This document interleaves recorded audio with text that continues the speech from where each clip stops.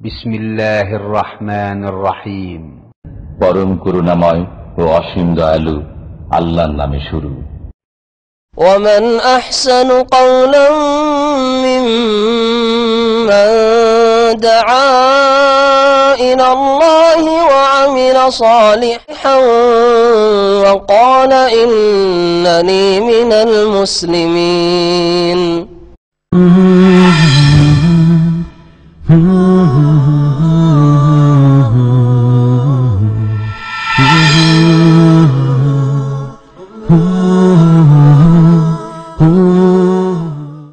আসসালামু আলাইকুম ওয়া রাহমাতুল্লাহি ওয়া বারাকাতুহু। বিসমিল্লাহির রহমানির রহিম। আলহামদুলিল্লাহি রাব্বিল আলামিন ওয়াস সালাতু ওয়াস সালামু আলা সাইয়্যিদিল মুরসালিন নবিয়িনা মুহাম্মদ ওয়া আলা আলিহি ওয়া সাহবিহি আজমাইন, আম্মা বাদ। ফাকাদ ক্বালা আল মুআল্লিফ রাহিমাহুল্লাহু তাআলা বাবু ইশরাতিন নিসা। আন আবি হুরায়রা রাদিয়াল্লাহু আনহু ক্বাল ক্বালা রাসূলুল্লাহ সাল্লাল্লাহু আলাইহি ওয়াসাল্লাম মালউনুন মান আতা ইমরাআতান ফি দুবুরিহা। রাওয়াহু আবু দাউদ ওয়ান নাসাই ওয়াল লাফযু লাহু ওয়া রিজালুহু সিকাতুন লাকিন ইল্লা বিল ইরসাল। আন ইবনে আব্বাস রাদিয়াল্লাহু তাআলা আনহুমা ক্বাল ক্বালা রাসূলুল্লাহ সাল্লাল্লাহু আলাইহি ওয়াসাল্লাম লা ইয়ানজুরুল্লাহু ইলা রাজুলিন আতা রাজুলান আও ইমরাআতান ফি দুবুরিহা। রাওয়াহু তিরমিজি ওয়ান নাসাই ওয়া ইবনে হিব্বান ওয়া ইল্লা বিল ওয়াকফ। মহান আল্লাহর সমস্ত প্রশংসা যে আল্লাহ পাক রব্বুল আলামিন মানুষকে সৃষ্টি করেছেন এবং তাদেরকে নর এবং নারীতে ভাগ করেছেন। আল্লাহ পাক রব্বুল আলামিন যেমন পুরুষকে নারী জাতির মুখাপেক্ষী মোহতাজ করেছেন, তেমনি নারীদেরকেও পুরুষদের মুখাপেক্ষী করেছেন। একজনকে অপরজনের জন্য, পুরুষকে নারীর জন্য, নারীকে পুরুষের জন্য পরিপূরক হিসাবে আল্লাহ পাক রব্বুল আলামিন সৃষ্টি করেছেন। এবং এই দুই শ্রেণীর মানুষের মধ্যে আল্লাহ পাক রব্বুল আলামিন সম্প্রীতি, ভালোবাসা, আকর্ষণ সৃষ্টি করে দিয়েছেন। এই ভালোবাসা যাতে করে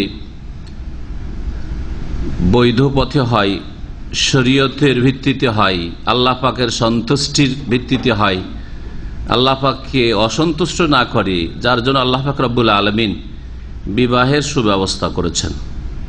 সালাত এবং সালাম নাজিল হোক নবী মুহাম্মদুর রাসূলুল্লাহ সাল্লাল্লাহু আলাইহি সাল্লামের ওপর, যিনিও বিবাহ শাদী করেছেন একাধিক নারীকে। এবং আম্বিয়া রসুলগণের সুন্নত হচ্ছে বিবাহ শাদী করা।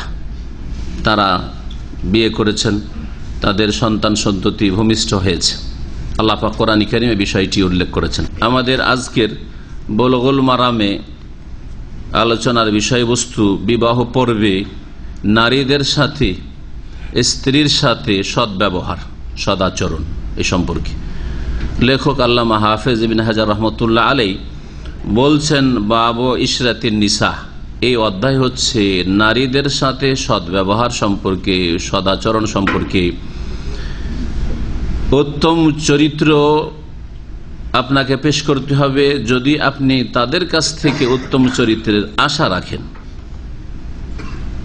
এ হচ্ছে আল্লাহ পাক রব্বুল আলামিনের নির্দেশ কোরআনে কারীমে।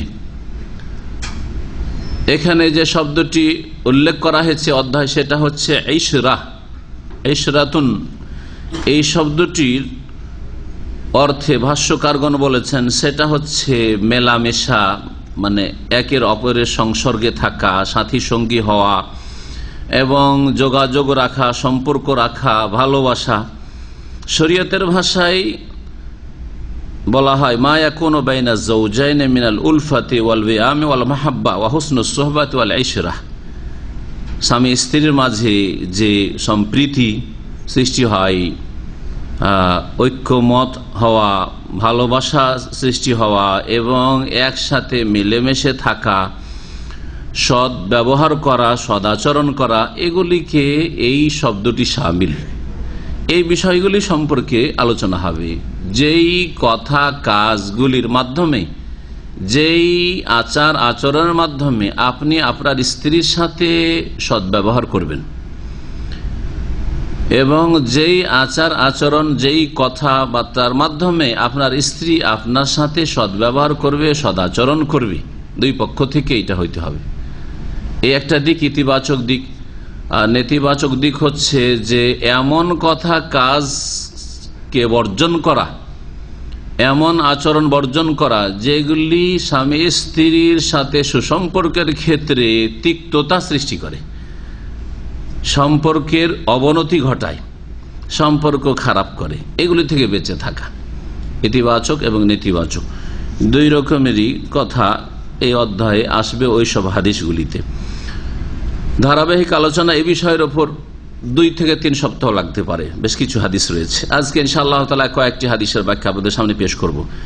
এই বিষয়টিকে কোরআনে কারিমে স্বয়ং আল্লাহ পাক বর্ণনা করেছেন। সূরা নিসার আয়াত নম্বর 19-এ আল্লাহ পাক ইরশাদ করেছেন, ওয়াশিরুহুন্না বিল মারুফ, তোমরা নারীদের সাথে, স্ত্রীদের সাথে সৎ ব্যবহারের সাথে জীবন যাপন করা।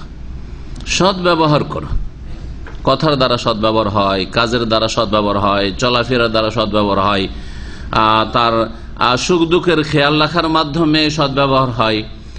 সেটা দুই পক্ষ থেকে হয়, শুধু কথাই যথেষ্ট না, শুধু কাজে যথেষ্ট না, শুধু পয়সায় যথেষ্ট না, পয়সা দিয়ে হয়।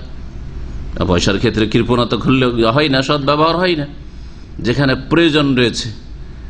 আবার পয়সার ক্ষেত্রে এত বেশি ডিমান্ড করলে, যদি স্ত্রী এত বেশি চাপ সৃষ্টি করে, পীড়াপিড়ি করে, যেই খরচ আপনার কাছে অপচয়, যেই খরচ আপনার কাছে অনেক বেশি, অথবা যেই খরচ আপনার জন্য বিরক্তিকর, যেই ব্যয়বহন, এত টাকা খরচ করা, এত টাকা নষ্ট করা, এত ফ্যাশন করা, যেটা আপনার আর্থিক যে সচ্ছলতা রয়েছে, আপনার যে ক্ষমতা রয়েছে তার চাইতে বেশি বোঝা, অতিরিক্ত বোঝা, এগুলি সম্পর্ককে খারাপ করে, এগুলি সম্পর্ককে খারাপ করে। তাহলে বোঝা গেল যে সৎ ব্যবহার কথাতে হয়, কাজে হয়, ধন সম্পদের ক্ষেত্রে হয়, আচার আচরণের ক্ষেত্রে হয়, চলাফেরার ক্ষেত্রে হয়, বিশ্রামের সময়গুলির খেয়াল রাখার মাধ্যমে হয়, হ্যাঁ, কাজকর্মের ক্ষেত্রে সহযোগিতা, পরস্পর সহযোগিতার মাধ্যমে হয়। স্ত্রী সারাদিন ঘুমাতে পারেন, একটু বিশ্রামে আর গিয়ে দিলেন, জাগিয়ে, এটা ভালো কাজ করে। সম্পর্ক যদিও কিছু না বলে, তারপরে তিক্ততা আসবে। স্বামী ক্লান্ত হয়ে এসছে আর তাকে ঘুম চলে এসছে, দিল উঠিয়ে যে তুমি এসে ঘুমিয়ে গেলে কেন, কথা বলো কিছু, এটা ভালো কাজ হইল না। যদি আপনার নিয়তটা ভালো আছে, একজন বোনের হয়তো নিয়ত ভালো আছে যে সারাদিন কথা বলতে পারেন, একটু কথা বলবো, কিন্তু এমন ভেঙে পড়েছে, ক্লান্ত হয়েছে, বেচারাকে ঘুম চলে এসছে, দিল জাগিয়ে একবার কাঁচা ঘুম। তো এইরকম বহু জিনিস রয়েছে। একজন স্বামীকেও এই বিষয়গুলির খেয়াল রাখতে হবে, আর একজন স্ত্রীকেও এইসব বিষয়গুলির খেয়াল রাখতে হবে। শরীয়তে এই বিষয়গুলির জন্য উৎসাহিত করা হয়েছে। কোরআনে কারীমে এবং রাসূলুল্লাহ সাল্লাল্লাহু আলাইহি ওয়াসাল্লাম হাদিসে আয়াত বললাম সূরা নিসার, ওয়াশিরুহুন্না বিল মারুফ, তোমরা নারীদের সাথে সৎ ব্যবহারের সাথে জীবন যাপন করো। যদি আপনি আপনার দাম্পত্য জীবনের গাড়িটাকে ঠিকভাবে গন্তব্যস্থান পর্যন্ত পৌঁছাতে চান, যে এর সাথে আমি সারা জীবনটা কাটাবো, এর সাথে আমার সুখটা হোক, আপনিও চান, আপনার স্ত্রীও চাই, তাহলে ভালো ব্যবহার করতে হবে, ভালো আচরণ করতে হবে। আল্লাহ পাক আরো সূরা বাকারা 228 নম্বর আয়াতে ইরশাদ করেছেন, ওয়ালাহুন্না মিসলুল্লাযী আলাইহিন্না বিল মারুফ, নারীদের জন্য ওই রকমই অধিকার রয়েছে, নারীদের ওই রকমই প্রাপ্য রয়েছে, অধিকার রয়েছে স্বামীদের ওপর, মহিলাদের বা স্ত্রীদের স্বামীদের ওপর ওই রকম অধিকার রয়েছে যেমন তাদের ওপর, নারীদের ওপর, স্ত্রীদের ওপর অধিকার রয়েছে, হক রয়েছে, প্রাপ্য রয়েছে স্বামীদের। ওয়ালাহুন্না মিসলুল্লাযী আলাইহিন্না বিল মারুফ, তো দুই পক্ষ থেকেই হকের ক্ষেত্রে যেমন স্বামীর হক রয়েছে, অধিকার রয়েছে স্ত্রীর ওপর, যে আমার অধিকার, এটা দিতে হবে তোমাকে, এই কাজগুলি করতে হবে, এই আচরণটা করতে হবে, তেমন তারও অধিকার রয়েছে যে আপনার কাছে তার ন্যায্য অধিকার রয়েছে, সে আপনার কাছ থেকে ভিক্ষা পায় না, আপনার দয়ার আশা করে নেই। আল্লাহ পাক ফরজ করেছেন আপনার উপর যে তার সাথে আপনি ভালো আচরণ করবেন, ভালো করে মনে। এই ক্ষেত্রে কিন্তু সমান আল্লাহ পাক করেছেন, এই ক্ষেত্রে আল্লাহ পাক সমান করেছেন। তারপরে স্বামী স্ত্রী মিলনের ক্ষেত্রে এই ক্ষেত্রেও সমান করেছেন। এই আর একটা ক্ষেত্র ভালো করে মনে রাখবেন। কেমন ভাবে? আপনারও প্রয়োজন একজন পুরুষ হিসাবে, আর আপনার স্ত্রীর প্রয়োজন, আপনি সম্ভব করছেন আর সেও সম্ভব করছে, তার শারীরিক চাহিদা মেটাচ্ছে, আপনিও আপনার শারীরিক চাহিদা মেটাচ্ছেন, এই দিক থেকেও সমান। তো এগুলিও সমান। হ্যাঁ, তাহলে এমন একটা জিনিস রয়েছে যেই ক্ষেত্রে আপনাকে কিছু দায়িত্ব দেওয়া হয়েছে যেই কাজগুলি তার নাই, আর এমন কিছু কাজ দেওয়া হয়েছে তার, আপনার স্ত্রীর, সেই কাজগুলি আপনার নাই, ওই ভাগগুলি রয়েছে। এখন এগুলির বিস্তারিত আলোচনা যদি যায় তাহলে হাদিসের ব্যাখ্যাগুলিতে আসতে পারবো না, শুধু ইঙ্গিত করে রাখলাম। এতে আমার উদ্দেশ্য হচ্ছে যে পুরুষের কাজ হচ্ছে ঘরের বাইরের কাজ। ঘরের বাইরে এমন এমন দায়িত্ব আপনার রয়েছে যেই দায়িত্বগুলিতে আপনার স্ত্রীর কোনো অংশ নেই, কোনো দায়িত্ব নেই। খাদ্যের ব্যবস্থা করতে হবে, বাড়িঘর তৈরি করতে হবে, ছেলে মেয়েকে পড়াইতে হবে, টাকা পয়সা আনতে হবে, খরচ খরচা জুটাতে হবে, কোনো দায়িত্ব নেই আপনার স্ত্রীর। যদিও সে চাকরি করে, ভালো করে শুনে রাখেন, যদিও সে চাকরি করে, ইনকাম করে, যদিও তার বাবার কাছ থেকে কোটি কোটি টাকা পেয়ে থাকে, তার ধন সম্পদ থাকে, জমি জায়গা থাকে, প্রপার্টি থাকে, কোনো দায়িত্ব নেই তার। এই কথা বলার অধিকার নেই যে তুমিও চাকরি করছো আমিও চাকরি করছি, 50-50, তুমি অর্ধেক খরচ দাও বাড়ির আর আমি খরচ দিই না, কোনো অধিকার নেই আপনার বলার। আপনাকে খরচ দিতে হবে, এটা আপনার দায়িত্ব। শুধু আপনার স্ত্রীর কিছু দায়িত্ব রয়েছে যেখানে আপনার কোনো দায়িত্ব নেই। বাড়ির ঘরের কাজগুলি, ছেলে মেয়েদের প্রতিপালন, হ্যাঁ, তাদের পেশা পায়খানা সাফ করা, তাদের খোঁজ খবর রাখা, তাদের যতগুলি শারীরিক আর মানসিক আর আরাম বিশ্রাম ইত্যাদি এসবে যেসব দায়িত্ব রয়েছে। তারপরে বাড়িতে রান্না করার বিষয়টি, স্বামী বাড়িতে আসবে বাইরে থেকে আর বলবে যে এখন 50-50, তুমিও রান্না করো আমি রান্না করছি। যদি বলেন যে ঠিক আছে তোমাকে বাড়ির খরচ দিতে হবে অর্ধেক আর আমি খরচ দিব, কারণ তুমিও ইনকাম করছো আমিও ইনকাম করছি, তুমিও চাকরি করো, যারা স্বামী স্ত্রী চাকরি করে এইরকম বলেন, তাহলে ঠিক আছে, তারও বলার অধিকার আছে যে ঠিক আছে তোমার অপেক্ষা করবো, যখন তুমি আসবে তুমিও রান্না করো আমি করবো, ঠিক না? তুমি একবার ছেলে মেয়ের পায়খানা পেশাব সব করবো, আমি একবার করবো, বলার অধিকার আছে কিনা? না, বাড়ির কাজগুলি সবগুলি স্ত্রী করতে হবে, আর বাড়ির বাইরের কাজগুলি, ভরণ পোষণের দায়িত্ব সবগুলি স্বামীকে করতে হবে। এইভাবে আল্লাহ পাক ভাগ করে দিয়েছেন। এটা হচ্ছে দিন ইসলামের পারিবারিক কাঠামো, ইসলামিক পরিবার। তো ফিরে আসি সৎ ব্যবহারের দিকে, যেটা আসল বিষয়। নবী করিম সাল্লাল্লাহু আলাইহি ওয়াসাল্লাম বলেছেন, খায়রুকুম লিআহলিহি, তোমাদের মধ্যে সবচাইতে ভালো মানুষ ওই সব লোকেরা যারা নিজের পরিবারের কাছে, স্ত্রীর কাছে ভালো মানুষ। আপনার স্ত্রী যদি আপনাকে ভালো বলে তো জানতে হবে আমি ভালো, কারণ আমার স্ত্রী কখনো আমার দুর্নাম করে নাই, আমার বিরুদ্ধে কোনো সময় অভিযোগ করে নাই, কোথাও গিয়ে বান্ধবীর কাছে অভিযোগ করেনি, অথবা তার বোনদের কাছে ভাইদের কাছে অভিযোগ করেনি, তার বাপ মায়ের কাছে গিয়ে অভিযোগ করেনি, আমার বাপ মার কাছেও কখনো নালিশ করেনি যে তোমার ছেলে এরকম জুলুম অত্যাচার করছে বা আমাকে কষ্ট দিচ্ছে। তাহলে আপনি ভালো মানুষ, সবসময় পজিটিভ বলেছে আপনার সম্পর্কে। তাহলে এখন আপনারা যারা বিবাহ করেছেন বুঝছেন যে আপনার সম্পর্কে যদি অভিযোগ উঠে মাঝে মধ্যে, তাহলে জানবেন যে আপনার চরিত্রে ত্রুটি আছে, আপনার আচরণে ঘাটতি আছে। আর যদি আলহামদুলিল্লাহ প্রশংসা থাকে তাহলে খুব ভালো, ভালো মানুষ আপনি। তাহলে এ হচ্ছে নবী করিম সাল্লাল্লাহু আলাইহি সাল্লামের কথা, যাতে একটি নীতিমালায় রয়েছে যে আপনার স্ত্রীর কাছে ভালো, আপনি ভালো। তবে স্ত্রী আল্লাহ ভীরু হইতে হবে। স্ত্রী বেনামাজি নামাজের চাপ দিলে তো ভালো বলবেন আপনাকে, ঠিক না? স্ত্রী কবর মাজার পূজারি যদি আর আপনি যদি বলেন মাজারে যেতে দেবো না, তাহলে তোমার ভালো বলবে না। হ্যাঁ, ভালো বলবে না। তুমি বেশি বুঝো, আমার ভাই হুজুর সে বেশি বুঝে। আমাদের এক ভাইয়ের তৈরি হয়েছে, ও ভাইয়ের কথা মানবে, ও স্বামীর কথা মানবেই না, মানলো না, 3 মেয়ে হয়ে গেছে, তারপরে মানলো না, তালাক নিয়ে চলে গেল। জানি না ওই ভাই থাকতেও পারে, যাই হোক, কিন্তু নাম উল্লেখ করছি না। তো কথা হচ্ছে যে না, এইরকম মহিলা না যারা দিনের বাইরে আছে, তৌহিদ সুন্নতের বাইরে আছে, ফরজ ওয়াজিব আদায় করার বাইরে আছে, হারাম নাজায়েজ কাজে লিপ্ত আছে, বেহায়া বেপরদা চলাফেরা করে, ওই সব মহিলাদের সার্টিফিকেটের কোনো প্রয়োজন নেই। ওই সব স্ত্রীদের সার্টিফিকেট কোনো মূল্য রাখে না। তবে একজন মুমিনা, মুসলিমা, আল্লাহ ভীরু, মুত্তাকিয়া যদি আপনাকে ভালো বলে স্বামী হিসাবে, তাহলে আপনি ভালো মানুষ। ওয়ানা খায়রুকুম লিআহলি, আর আমি তোমাদের মধ্যে সবচাইতে ভালো মানুষ আমার পরিবারের কাছে। রাসূলুল্লাহ বলছেন আমি আমার পরিবারের কাছে সবচাইতে ভালো মানুষ। তো রাসূলুল্লাহ সাল্লাল্লাহু আলাইহি ওয়াসাল্লাম সবচাইতে ভালো মানুষ পরিবারের কাছে, আপনাকে আপনার পরিবারের কাছে সবচাইতে ভালো মানুষ হওয়ার চেষ্টা করতে। স্বামীকে আল্লাহ পাক রব্বুল অতিরিক্ত যে বিষয়টি দিয়েছেন যা স্ত্রীকে দেননি, সেটা হচ্ছে নেতৃত্ব। নেতৃত্বকে আল্লাহ পাক ভাগ করেননি। অনেক সময় দেখা যায় স্বামীর চাইতে স্ত্রীর ডিগ্রি বেশি, আছেন আজকালকার জামানে, বিশেষ করে স্কুল কলেজে মহিলাদেরকে উচ্চশিক্ষায় দেওয়ার কারণে দেখা গেল যে মাস্টার ডিগ্রি পেয়ে গেছে মহিলা, আর স্বামী তো মাস্টার ডিগ্রি কেন, ব্যাচেলারও পাওয়া যায় না।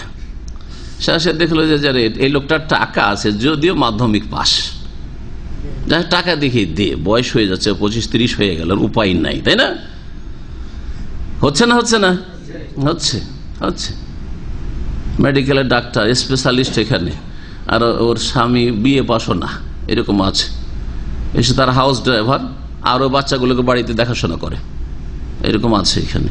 বিভিন্ন দেশের আছে, মিশরের আছে, আপনার অন্য দেশের আছে, বিভিন্ন দেশের আছে। তো কথা হচ্ছে যে এখন যদি ডিগ্রির ভিত্তিতে, শিক্ষাগত যোগ্যতার ভিত্তিতে অথবা পয়সা ইনকামের ভিত্তিতে যদি বলে যে আমার যেহেতু ইনকাম বেশি, আমার যেহেতু কোয়ালিফিকেশন বেশি, সেই জন্য আমি নেতৃত্ব দেবো, চলবে? চলবে না। নারীদের নেতৃত্ব বাড়িতে নয়, বাইরেও নেই। জি হ্যাঁ, যেখানে পুরুষ যোগ্য ব্যক্তি আছে, যদি পুরুষ যোগ্য ব্যক্তি থাকে। আল্লাহ পাক রব্বুল সূরা নিসার আয়াত নম্বর 34 ইরশাদ করেছেন, আর রিজালু কাওয়ামুন আলান নিসা, পুরুষরা নারীদের উপর নেতৃত্ব দেবে। কাওয়ামের বহুবচন কাওয়ামুন, তাদেরকে আল্লাহ পাক নেতৃত্ব দিয়েছেন। কেন? দুইটি কারণ আল্লাহ পাক উল্লেখ করেছেন, বিমা ফাদ্দালাল্লাহু বা'দাহুম আলা বা'দ ওয়া বিমা আনফাকু। একটি যুক্তি হচ্ছে পুরুষকে, স্বামীকে নেতৃত্ব দেওয়ার যে আল্লাহ পাক রব্বুল আলামিন এক শ্রেণীর মানুষকে আর এক শ্রেণীর ওপর কি করেছেন? শ্রেষ্ঠত্ব দিয়েছেন। হ্যাঁ, শ্রেষ্ঠত্ব, দৈহিক শ্রেষ্ঠত্ব, গায়ে জোর আছে, ব্রেন বুদ্ধিতে জোর আছে, হ্যাঁ, লাফালাফি করতে পারবে তাড়াতাড়ি, হ্যাঁ, ছোটাছুটি করতে পারবে তাড়াতাড়ি, রিস্ক নিতে পারবে তাড়াতাড়ি, মনের দিক থেকে, মনোবলের দিক থেকে শক্তি বেশি রয়েছে। এগুলি পুরুষের মধ্যে বেশি আছে না মহিলার মধ্যে বেশি আছে? স্বাভাবিক। মহিলা যদি একটা অ্যাক্সিডেন্ট দেখে, ধাই করে গাড়িতে স্বামী স্ত্রী যাচ্ছিল, ধাই করে গিয়ে ধাক্কা খেলো, দেখেছি, মহিলা সাথে সাথে কান্না শুরু করে দিয়েছে। পুরুষের কিছুই না, ঠিক না? কান্না করছে, ওকে লাগেনি, ব্যথা হয়নি, তারপর এমনি কান্না করছে, এই কেঁদে চলে যাচ্ছে, কেঁদে চলে যাচ্ছে। কত দুর্বল। স্বামী স্ত্রী ঝগড়া লাগে, এগুলো আপনারা দেখেছেন, গ্রামে গঞ্জে দেখেছে। স্বামী স্ত্রী ঝগড়া করছে, ও গাল দিচ্ছে, ও গাল দিচ্ছে, দুই দিক থেকে চলছে। 5 মিনিট 7 মিনিট 10 মিনিট হওয়ার পরে স্বামীর রাগ বাড়তে আছে, ও গাল দিতে আছে, আর এ কাঁদতে শুরু করেছে। কেন কাঁদবে? কখন দেখেছেন যে পুরুষটা কাঁদছে ঝগড়া করে? ঝগড়া করে কাঁদবে না, গাল খেলেও কাঁদবে না, মার খেলেও কাঁদবে না। যদি স্ত্রীর কাছে মার খেয়ে যায় তাও কাঁদবে না পুরুষ, তাহলে ওর গায়ে জোর আছে। ট্রেনে আজকাল লাফ দিয়ে, বাসে লাফ দিয়ে, জাম দিয়ে উঠতে হচ্ছে যারা মহিলা, যেসব মহিলারা স্কুল কলেজ ইউনিভার্সিটিতে একা একা যাচ্ছে, চাকরি করছে, অফিস আদালতে, লাফ দিয়ে পুরুষরা যেমন উঠতে পারে ঝুঁকি নিয়ে, মহিলা পারবে?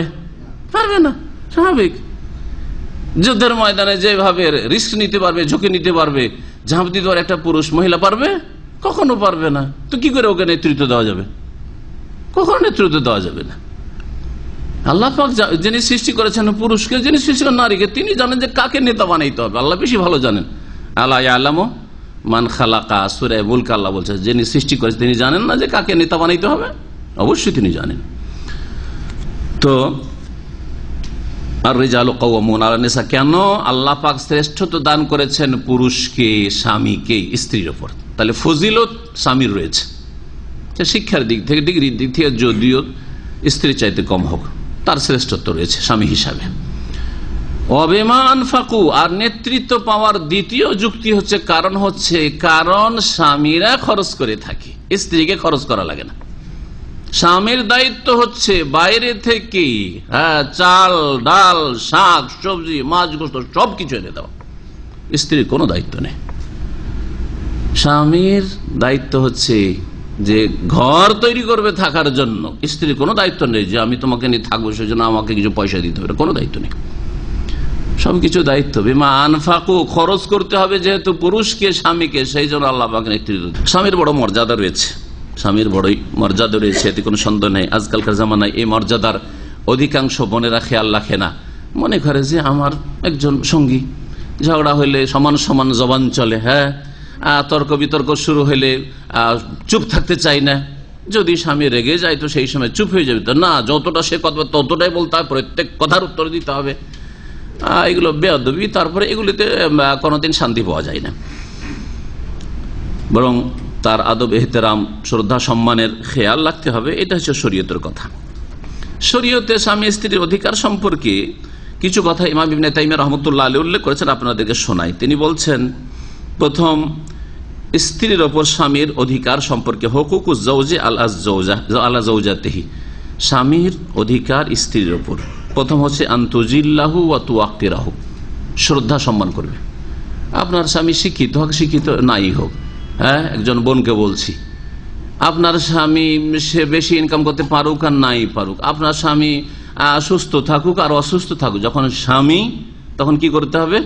তার শ্রদ্ধা রাখতে হবে, অন্তরে সম্মান প্রদর্শন করতে হবে, তাকে বড় মনে করতে হবে, শ্রদ্ধা সম্মান বড়দের করতে হবে। হোসনা, এবং তার সাথে সৎ ব্যবহার করতে হবে যে কোনো পরিস্থিতিতে। আল্লাহর নাফরমানির হুকুম যদি না দেয়, যে কোনো বৈধ নির্দেশ দেয়, তাহলে স্বামীর কথা মানতে হবে। যে কোনো বৈধ, বাড়িতে থাকা বৈধ কিনা? বৈধ নয়। আমার বাড়িতে থাকবে, আমাকে না জেনে বাইরে যাবে না, তাহলে মানতে হবে না? হবে না? হ্যাঁ, বাড়ির বাইরে যাওয়া জায়েজ, জায়েজ নয় প্রয়োজনে বাড়ির বাইরে যাওয়া জায়েজ, মহিলাদের পর্দা করে শরীর ঢেকে যদি বাইরে যায়, জায়েজ কিনা মহিলার জন্য।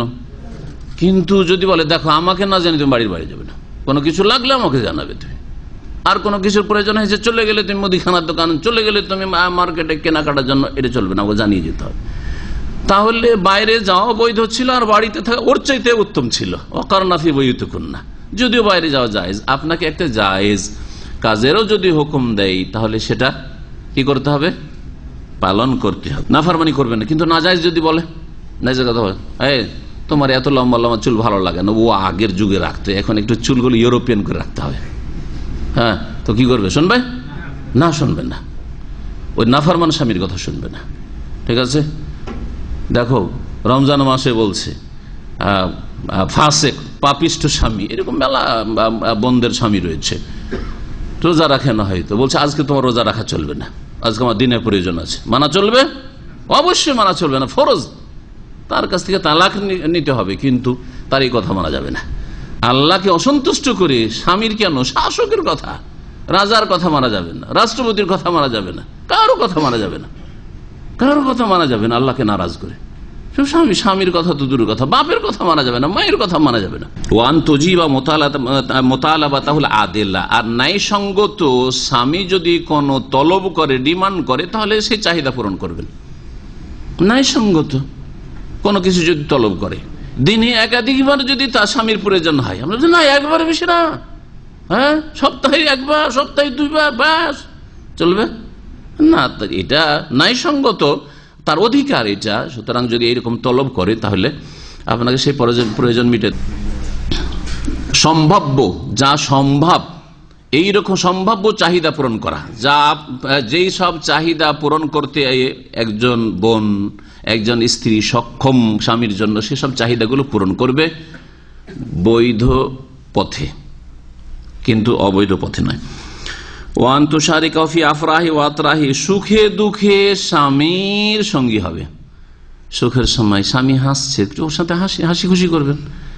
স্বামীর বাপ মারা গেছে, মা মারা গেছে, বোন মারা গেছে, অথবা কিছু হয়েছে, কষ্ট হয়েছে, অফিসে কোনো ঝগড়া হয়েছে, একটু মনটা খারাপ আছে, আর সেই সময় হাসতে শুরু, হাসি খুশি, ভালো লাগবে নাকি? কি কথা বলে ফেলবে, তাই না? তাহলে দুঃখের সময় দুঃখী হইতে হবে। কি হয়েছে তোমার আসলে, হ্যাঁ, সমবেদনা জ্ঞাপন করতে হবে, তার দুঃখকে হালকা করার চেষ্টা করতে হবে। ওয়ান তাহফাযাহু ফি নাফসিহি ওয়া মালিহি, এবং স্বামীর খাতিরে আল্লাহর ভয়ে তার ইজ্জতের হেফাজত করবে। এমন কিছু করবে না যাতে স্বামী অসন্তুষ্ট হয়, এমন কিছু করবে না যাতে স্বামী অসন্তুষ্ট হয়, আল্লাহ অসন্তুষ্ট হয়, এইরকম কিছু করবে না। স্বামী বলছে পর্দার মধ্যে থাকি, স্বামী হয়তো কারোর সাথে কথা বলা জায়েজ, পর্দার আড়াল থেকে কথা বলা জায়েজ, জায়েজ নয়, প্রয়োজনের কথা, পর্দার আড়াল থেকে প্রয়োজনের কথা যে কোনো মহিলা যে কোনো পুরুষের সাথে জায়েজ রয়েছে, যদি ফিতনার আশঙ্কা না থাকে আর ফিতনার কোনো কথা না হয়, প্রয়োজনের কথা, সে টেলিফোনে হোক অথবা দরজার বাইরে আসছে ভেতর থেকে জবাব দেওয়া হোক ইত্যাদি, দাঁড়িয়ে বোরখা পরে আছে কথা বলা হোক, জায়েজ রয়েছে, হ্যাঁ, বসে হোক, সামনে বসে ফিতনার আশঙ্কা না থাকে, যদি একাধিক মানুষ থাকে ফিতনার আশঙ্কা নেই। দুইজন নির্জনতা অবলম্বন হইলে ফিতনার আশঙ্কা রয়েছে, কিন্তু একাধিক মহিলা আছে আর পুরুষ আছে, কোনো প্রয়োজনের কথা বলা জায়েজ। কিন্তু যদি স্বামী বলে যে না, এইরকম কথা বলা তোমার অমুক অমুকের সাথে চলবে না, অথবা অপর পুরুষের সাথে চলবে না, স্বামী নিষেধ করেছে। এবং ধন সম্পদের হেফাজত করবে। অনেক মহিলারাই আছে ধন সম্পদ, স্বামীর ধন সম্পদের ক্ষেত্রে বড়ই দুর্বলতা তাদের ইমানের। স্বামীর ধন সম্পদ বোনকে দিয়ে আসে, ভাই গরিব মনে করে ভাইকে দিয়ে আসে, হ্যাঁ মাকে দিয়ে আসে, বাপকে দিয়ে আসে, লুকিয়ে। জায়েজ নয়, অবশ্যই জায়েজ নয়। অথবা প্রয়োজনের বেশি খরচ করে না, যেটা পছন্দ করবে না, নিজে থেকে একটা ঠিক আছে একটা শাড়ি কিনবেন, একটা কাপড় কিনবেন, একটা কিছু খরচ করবেন, জিজ্ঞেস করেন যে আমি এরকম কিনতে চাইছি, কিনবো কিনা, জিজ্ঞেস করেন। স্বামীর পয়সা আছে, খরচ করছে, মাসের মাস টাকা পাঠাচ্ছে বিদেশ থেকে, বাচ্চারা কষ্ট করে, আর ইচ্ছা মতো খরচ করতে আছে, জায়েজ নয়। যতক্ষণ পর্যন্ত আপনি অনুমতি না নেবেন। তার ধন সম্পদের হেফাজত করতে হবে, ছেলে মেয়েদের হেফাজত করতে হবে, বাড়ি ঘর ওয়ান তাসুনাবাই, তো বাড়ি ঘরের হেফাজত করতে হবে। বাড়ি ঘরকে ময়লা আবর্জনা করে রেখেছেন, বাড়ি ঘরের কোনো যত্ন নেন না, এটা অসন্তুষ্ট করবে স্বামীকে। বাড়িতে ঢুকতে দেখা যাচ্ছে এলো মেলো হয়ে সবকিছু পড়ে রয়েছে। এইরকম রোগগুলি আজকাল অধিকাংশ অলস মহিলাদের মধ্যে রয়েছে। আর অলসতা এত ধরেছে, মোবাইল নিয়ে খেলাখেলি করছে সারা দিন, কিন্তু বাড়িটাকে সেট করে রাখতে হবে, যা কিছু আছে একটু সেট করে রাখতে হবে, বিছানাটাকে সুন্দর করে রাখতে হবে, রাস্তাঘাটে এখানে সেখানে জুতো স্যান্ডেল পড়ে আছে, এগুলো বিরক্তিকর। একটা রুচিশীল একজন মুসলিমের জন্য খুব বিরক্তিকর, এগুলো অসন্তুষ্টির কারণ। এটা তো আপনার স্বামী যদি এরকম দেখে, কি করছে সারাদিন কি করে, তাই না? মোটেই উচিত না এগুলো। বাড়িঘরকে এমনকি অন্য লোকের প্রবেশ থেকে বাঁচিয়ে রাখবে। স্বামীর বিনা অনুমতিতে কাউকে প্রবেশ করতে অনুমতি দেবে না, বেগানা ব্যক্তিকে। স্বামী যদি আবার ফাঁসেক হয়, বলে অসুবিধা, আমার বন্ধু বান্ধব আসলে খুলে দিও, তো খুলে দিতে হবে নাকি? হ্যাঁ, বাড়িতে কেউ নাই, আপনার স্ত্রী আছে, আর আল্লাহ না করে ফাঁসেক স্বামী বলছে যে অসুবিধা না, আমার বন্ধু বান্ধবের বাড়ি আমি যাই, ওদের স্ত্রীদের সাথে আমি গল্প করি, সুতরাং যদি আমার অমুক অমুক বন্ধু আসে, ফিরে না আসে, তো তুমি একটু গল্প সল্প করিও, করবে নাই? তো হারাম কাজ, আল্লাহকে অসন্তুষ্ট করা কাজ, সেজন্য করবে না। ওয়ালা তাখরুজু মিনহু ইল্লা বিইজনি, বাড়ি থেকে তার বিনা অনুমতিতে বেরোবে না। ওয়ালা তাতাযায়্যানা লিসাও, স্বামী ছাড়া অন্যের সামনে একটু সাজাকুজা করা, এটা করবে না। সাজবে স্বামীর সামনে। আমাদের দেশের অধিকাংশ মহিলারা উল্টা করে, স্বামীর সামনে যত পুরাতন কাপড় ওগুলো পরে, আর যখন বান্ধবীদের সাথে স্বামীর বন্ধুর বাড়িতে খাওয়া দাওয়ার দাওয়াত, পার্টি আছে, বিবাহের দাওয়াত আছে, খাতনার দাওয়াত আছে, চামড়া কাটা দাওয়াত আছে, তখন দেখেন কেমন দামি দামি শাড়ি বইরা আর মেকআপ করে যায়, ঠিক না? তো অন্যের জন্য সাজে, অন্যের জন্য সাজা জায়েজ নয়। অন্য লোকের নজর পড়ার যেখানে আশঙ্কা আছে, জায়েজ নয় যে অন্যের জন্য সাজবে। স্বামীর জন্য মেকআপ করবে, স্বামীর জন্য দামি কাপড়টা, সবচেয়ে দামি কাপড়টা পরবে স্বামীর জন্য, ঠিক আছে। রান্নাঘরে কাজ করার সময় সাধারণ কাপড় পরলো, কিন্তু রান্নাঘর থেকে যখন স্বামীর ঘরে আসলো তখন ভালো কাপড় পরবে, সেন্ট লাগাবে। বাড়ির মধ্যে বাইরে যাওয়ার জন্য সেন্ট লাগায়, এমন স্প্রে করে যে সুবহানাল্লাহ, রাস্তাতে যেখান দিয়ে মহিলা গেছে একেবারে সুগন্ধিতে ভরা। জানিয়া নবী সাল্লাল্লাহু আলাইহি ওয়াসাল্লাম এদেরকে কি বলেছেন? ব্যভিচারকারিনী বলেছেন। যদি কোন মহিলার শরীর থেকে, কাপড় থেকে রাস্তাঘাটে অপর পুরুষ সেন্ট পায় আতরের, সুগন্ধির, তাহলে ফাহিয়া কাজা ওয়া কাজা আহেরা, সে হচ্ছে ব্যভিচারিণী। এটা স্বামীর সামনে করতে হবে, স্বামীর ঘরে। আজকে আমি বাইরে যাব না, ঠিক আছে, আজকে আমার স্বামীর ছুটির দিন, আজকে সারাদিন স্বামী বাড়িতে থাকবে, আর কোনো দেবর ভাসুরা নাই বাড়িতে, সুতরাং খুব লাগাকে স্প্রে, আর খুব সেন্ট লাগাক, মেকআপ করুক, বারবার করে মেকআপ করুক। বারবার মানে এই না যে ইবাদত বন্দেগী নেই, জিকির আজকার নেই, ফরজ ছেড়ে দিয়ে।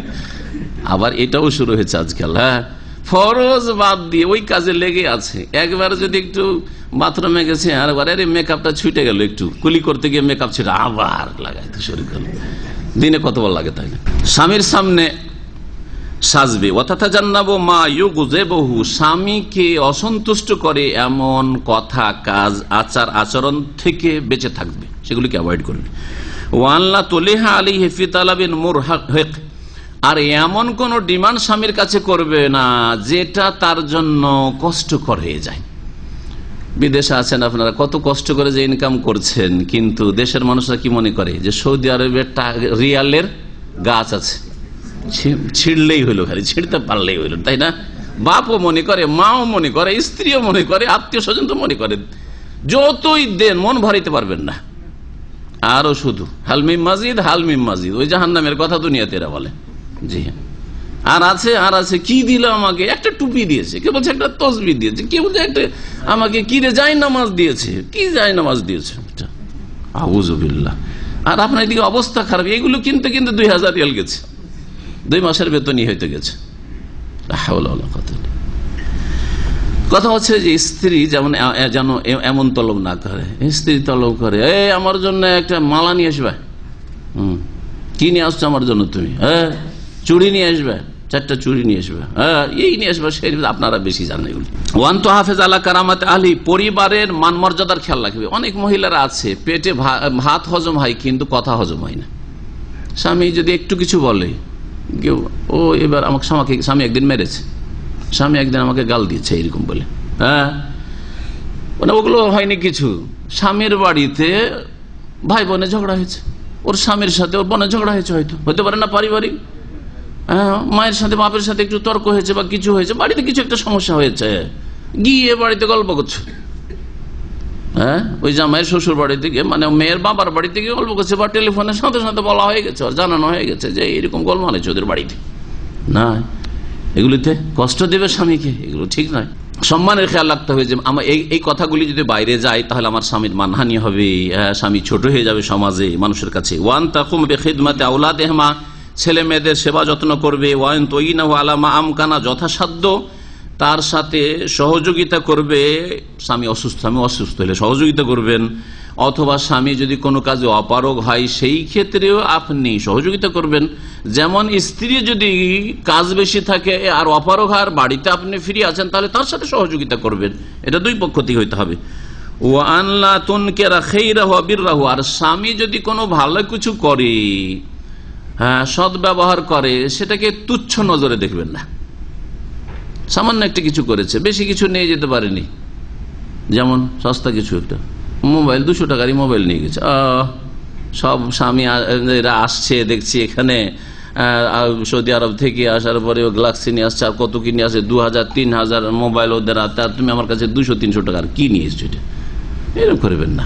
ওইটাতে শুকরিয়া আদায় করে, তারপরে যেভাবে শুকরিয়া আদায় করে, যেখানে যে ভাষা দিয়ে চলে, তারপরে তখন নিজের তলবের কথা বলতে পারেন যে আগামীতে যদি এইরকম পারো বা কিছু, বা সেটা আলাদা কথা, কিন্তু কথা হচ্ছে যে এইরকম বলবেন না যে এটা এমন কি নিয়ে এসছো, কয় পয়সা দামের জিনিস নিয়ে এসছো, এরকম নয়।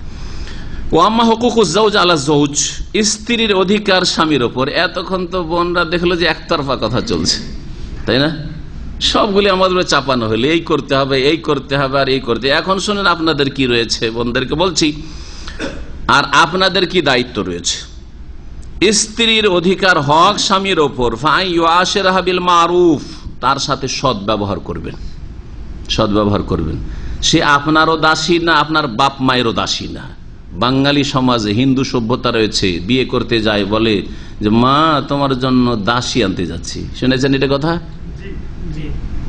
হারাম নাজায়েজ কথা, এটা দাসী না, এটা আপনার জীবন সঙ্গিনী, এটা শরীকায়ে হায়াত, সারা লাইফের, সারা জিন্দগির আপনার সঙ্গিনী। দুঃখে সুখে, তার সুখে শরীক হইতে হবে আপনাকে তার, আর সে আপনার শরীক থাকবে। কি করে দাসী বলছেন? আপনারও দাসী না তো আপনার বাপের আর মায়ের দাসী হতো দূরের কথা, আপনার বাপ মায়ের দাসীর প্রশ্নই উঠে না। তবে আপনাকে সুখী করার জন্য, আপনাকে খুশি করার জন্য, আপনার সাথে একই সাথে যদি বাপ মা থাকে তো তাদের জন্য রান্না করে নেওয়া, তাদের জন্য খাদ্যের ব্যবস্থা করা, তাদের একটু খোঁজ খবর রাখা, সেবা যত্ন করা, এটা ঠিক আছে। এতটুকু অবশ্যই চাপ দেওয়া যাবে, বা এটা শরীয়তের নির্দেশ।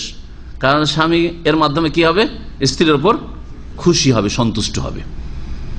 কিন্তু আমাদের দেশের পারিবারিক কাঠামো, 5 ভাই, কম করে বললাম, আরো বেশি থাকতে পারে, আমাদের মতো 9 ভাই হইতে পারে, তাই না? 5 ভাই 7 ভাই, আর বিয়ে তো কেউ করবে না। ওই বড় ভাই বিয়ে করেছে একটা, না হয় মেজোটার বড় ভাই, ও বাবু বিয়ে করবে না, বলছে আমি পায়ে দাঁড়াইতে পারিনি, তখন 2 নম্বরটা দিয়েছে। বিয়ে করেছে মাত্র একজন, একটা বৌমা, আর শাশুড়ি মনে করছে আরে বউ চলে এসছে, আবার আমি কেন রান্না করব, এখন সব বউ করবে। আর কার জন্য? স্বামীর জন্য। তারপরে ছেলে মেয়ের জন্য, তারপরে স্বামীর বাপ মায়ের জন্য, শ্বশুর শাশুড়ির জন্য, আর তারপরে যে আরো 8-9 ভাই আছে সবগুলির জন্য রান্না করতে হবে, আর সবগুলির খাবার দাবার প্রস্তুত করতে হবে। এগুলি এমন বোঝার বোঝা মা আনজালাল্লাহু বিহা মিন সুলতান, যেগুলির দলিল প্রমাণ আল্লাহ পাক নাযিল করেন নাই। যে আপনার স্ত্রীর দায়িত্ব আছে যে দেবর ভাসুর গোটা গোষ্ঠীর রান্না করে খাওয়াইতে হবে, কোথাও নেই এগুলো। এগুলি হচ্ছে জুলম, অত্যাচার স্ত্রীদের উপর। শরীয়ত মধ্যপন্থা অবলম্বন করেছে। আপনাকে সন্তুষ্ট রাখার জন্য আপনার বাপ মায়ের খেদমত করতে হবে, কিন্তু তাই বলে আপনার ভাইদের বিয়েদের সাবালক হয়েছে, সোজা বিয়ে করুক, আর তার পর্দার সাথে তারা নিজের স্ত্রীদের গিয়ে না। তো কোথায় পর্দা থাকে? একটা যদি আপনার স্ত্রী থাকে আর 5 ভাই 7 ভাইয়ের সামনে একই অন্যে একই উঠানে চলাফেরা করে, কোথায় পর্দা থাকে? পর্দার গর্দা উড়িয়ে ফেলে দিচ্ছে।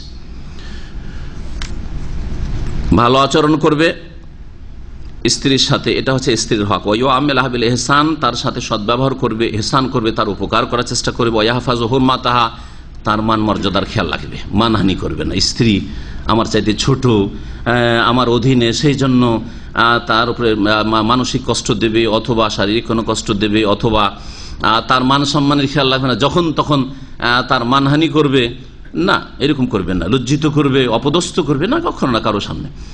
ওয়ায়ুরাই রাহাতাহা ফিতরাতাহা, তার আরাম বিশ্রামের খেয়াল রাখবে, তার প্রাকৃতিক যে ক্ষমতা রয়েছে, শারীরিক কাঠামো রয়েছে, সেগুলির খেয়াল রাখবে যে এই শরীরে এই স্বাস্থ্যে এতটুকু কাজ করতে পারবে না, তার সহযোগিতার প্রয়োজন রয়েছে, ইত্যাদিগুলো খেয়াল রাখবে। ওয়ায়ুইনুহা ফি খিদমাতি বাইতিহা, বাড়ির যে সেবা যত্ন করছে স্ত্রী, সেই ক্ষেত্রে স্বামী তার সাহায্য সহযোগিতা করবে। ওয়ায়ুশারিকুহা ফি সুরুরিহা, সুখেও শরীক হবে। স্ত্রী যখন খুশিতে থাকবে তখন আপনাকে খুশি হতে হবে। আর স্ত্রীর ভাইয়ের বিয়ে, বোনের বিয়ে, বাড়িতে কিছু খুশি একটা আনন্দ হয়েছে, সে একটু আনন্দ করতে চায়, আপনিও তার সাথে আনন্দিত হন, তার সাথে আপনিও একটু শরীক হন। যদি স্ত্রীর বাড়িতে শোক নেমে আসে, ওই রকমই আপনার শ্বশুর বাড়িতে কেউ মারা গেছে, কোনো ক্ষয়ক্ষতি হয়েছে, অ্যাক্সিডেন্ট, দুর্ঘটনা হয়েছে, তাহলে সে কষ্টে আছে, শোকে আছে, তার শোকে আপনিও শরীক হন, তার শোকটাকে হালকা করার চেষ্টা করেন। যেমন আপনার ক্ষেত্রে একটু আগে বললাম, ওয়ায়ুকাবিলুহা বিতালাকাতিন, বাসাসাতের সুখের সময় হাসি মুখে দেখা সাক্ষাৎ করবে। সবসময় দেখা সাক্ষাৎ যখন হবে স্ত্রীর সাথে হাসি মুখে কথা বলতে হবে। স্ত্রী যেন আমার সাথে হাসি মুখে কথা বললে, আর আপনি হাসি মুখে কথা বলবেন না, আপনাকেও হাসি মুখে কথা বলতে হবে, এক পক্ষ থেকে নয়। ওয়ায়ুখাতিবুহা বিরিফকিন ওয়ালিনিন, নম্র ভাষায় কথা বলে সম্বোধন, সব সময় একবারে মিলিটারি মেজাজ বুঝেন তো, করো ব্যাস, করিও না এইরকম নয়, নরম ভাষায় কথা বলে সম্বোধন করবো। ফিল ইনফাক আলাইহা, খরচ খরচার ক্ষেত্রে যতটা লাগে একটু বেশি করে দেওয়ার চেষ্টা করবেন, যতটা লাগে একটু বেশি করে দেওয়ার চেষ্টা করবেন। ওয়াসুন শৌরাহা, তার অনুভূতির খেয়াল রাখবেন, আর তার পরিবারের একটু খেয়াল রাখবেন, তার পরিবারকে কষ্ট নয়, আপনার কথার দ্বারা তার পরিবারকে কষ্ট হয় না। আমার দেশে জোড়া গালি আছে, জোড়া গালি বুঝেন না? হ্যাঁ, স্ত্রীকেও গালি দিচ্ছে, ওর বাপকেও গালি, ওর মাকেও গালি, ঠিক না? অথবা বলছে যে তোর ভাই এরকম, তোর বোন এরকম, এইরকম হয়তো, এগুলিতে কষ্ট হয় না? বড় কষ্ট হয়। আপনাকে যদি আপনার স্ত্রী বলে যে তোমার বোন এইরকম, আর খারাপও যদি আপনার বোন, আপনাকে ভালো লাগবে না কিন্তু, ঠিক না?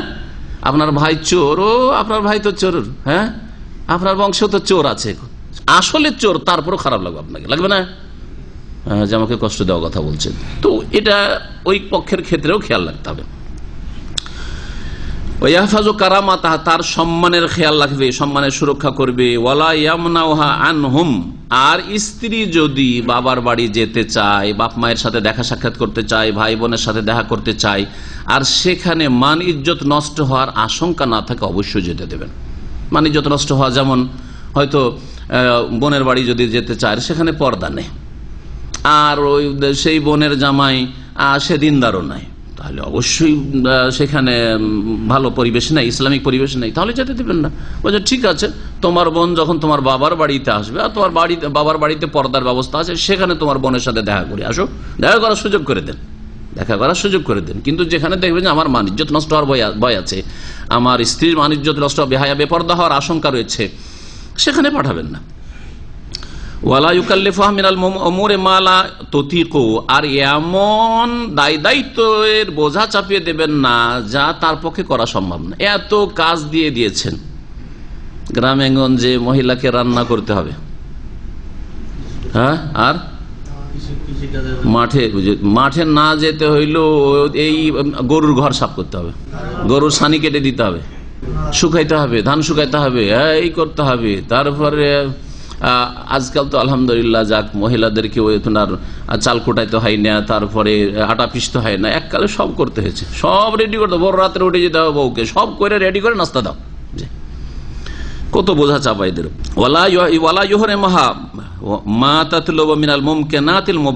স্ত্রী যদি এমন কিছু আপনার কাছে তলব করে যেটা আপনি দিতে সক্ষম, পয়সা আছে দিতে পারবেন তো দেন, যদি একটা ভালো মোবাইল দাও আমাকে, অসুবিধা কি, দিতে পারবেন, আপনি নিজে ব্যবহার করছেন দিতে পারবেন না, অবশ্যই দিতে পারবেন। আমাকে একটা মালা দাও, দিতে পারবেন তো দেন। ওয়াইশরিকু ফিল মাসালিহিল মুশতারাকা, আর যেগুলি দুইজনের স্বার্থ, এই কাজগুলিতে, এই কাজগুলি করলে এতে আমারও ফায়দা আছে, আমার স্ত্রীর ফায়দা আছে, ওগুলোতে আপনি শরীক হবেন। দিন সম্পর্কে আপনার স্ত্রী যদি না জানে, মাসলা মাসাইল শিখাবেন, এটা ফরজ। ফরজ নামাজ আদায় করছে কিনা খোঁজ খবর রাখবেন ভালো করে, হারাম থেকে বাঁচছে কিনা আপনার স্ত্রী ভালো করে খোঁজ খবর রাখবেন, পর্দা আমার বাড়িতে করে কিন্তু শ্বশুর বাড়ি গেলে করে কিনা খোঁজ খবর রাখবেন, এগুলি আপনার ফরজ দায়িত্ব। যদি স্ত্রী কখনো রেগে যায়, গরম হয়ে গেছে, মাঝে মাঝে হয় যে স্ত্রীর মেজাজ গরম হয়ে গেছে, তাহলে কি করবেন আপনি? আরো বেশি গরম হয়ে যাবেন, গরম দিয়ে গরম দূর করবেন নাকি? না, বরং ধৈর্য ধারণ করবেন। এক পক্ষ যদি চুপ হয়ে যায় তাহলে অনেক তালাকের হার কমে যাবে। যখন তর্ক বিতর্ক শুরু হবে একজন চুপ হয়ে যেতে হবে, এটা হচ্ছে তারিকা। যদি দেখেন যে আমার স্ত্রী বেশি রেগে গেছে, আমি এখন ঠান্ডাতে আছি, তাহলে আপনি থেমে যান, চুপ হয়ে যান। ওখানে যদি থেমে শুনতে না পারেন, যে শুনলে আমি বেশি গরম হয়ে যাবো, তো একটু বেরিয়ে চলে যান, আর শুনবো না ওইসব কথা। আর স্বামী বেরিয়ে গেলে তো রিয়াকশন হয় না, কিন্তু স্ত্রী বেরিয়ে যদি চলে যায় তো বিপদ আছে, ঠিক না?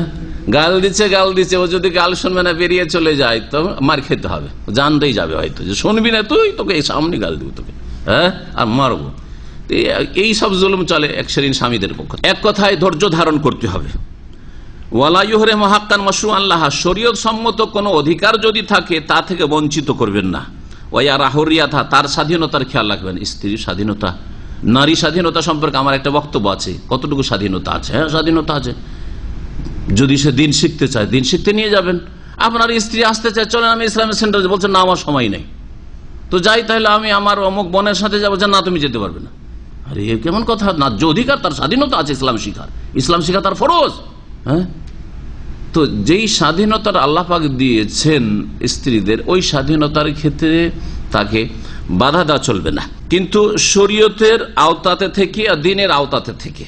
এখন চাকরির ক্ষেত্রে তখন মাসলা মাসাইল আসবে, দেখতে হবে যদি শুধু মহিলাদের মধ্যেই চাকরি বাকরি হয় আর সেখানে কোন পুরুষের, যেমন সৌদি আরবে মহিলা মাদ্রাসাগুলিতে রয়েছে, আর চাকরি করতে চাই, সেই ক্ষেত্রে অনুমতি দেওয়া যেতে পারে। আবার যদি স্বামী মনে করে যে না আমি অনুমতি দেব না, তাও জায়েজ রয়েছে। এই বিষয়গুলিতে দ্বিমত রয়েছে। তবে এই রকম ক্ষেত্রে স্বাধীনতা দিলে যদি কোনো ক্ষয়ক্ষতির আশঙ্কা না থাকে দিতে পারেন। অধিকাংশ মহিলারা যারা চাকরি করে তাদের সম্পর্কে শুনেন, তাদের টাকা পয়সা ফরজ কাজে লাগে না, ফরজ আদায় করার ক্ষেত্রে লাগে না, শুধু কিসে লাগে? মেকআপে খরচ হয়ে যায়, ফ্যাশনে খরচ হয়ে যায়। অতিরিক্ত যে খরচগুলি রয়েছে কামালিয়াত আরবিতে বলা হচ্ছে, এইগুলিতে খরচ হয়ে যায়। মেকআপ, দামি দামি সেন্ট, আর দামি দামি কাপড় চোপড়। হ্যাঁ, কারণ টাকা তো মহিলার হাতে, যার ফলে এই টাকা কখনো দেখেছেন যে একটি মেয়ে চাকরি করে খুব কম, হাজারে একটা পাবেন না, আছে দুই একটা আছে, ওগুলোকে আজকাল খুব হাইলাইট করা হচ্ছে। একটি মেয়ে তার বাপ মাকে দেখছে, বৃদ্ধ বাপ মাকে, তার একটা বোনকে দেখছে, ইত্যাদি ইত্যাদি। হ্যাঁ, এটা যদি কয়েক হাজারে একটা হয়, তবু ইসলামের শত্রুরা এটাকে হাইলাইট করে দেখাচ্ছে।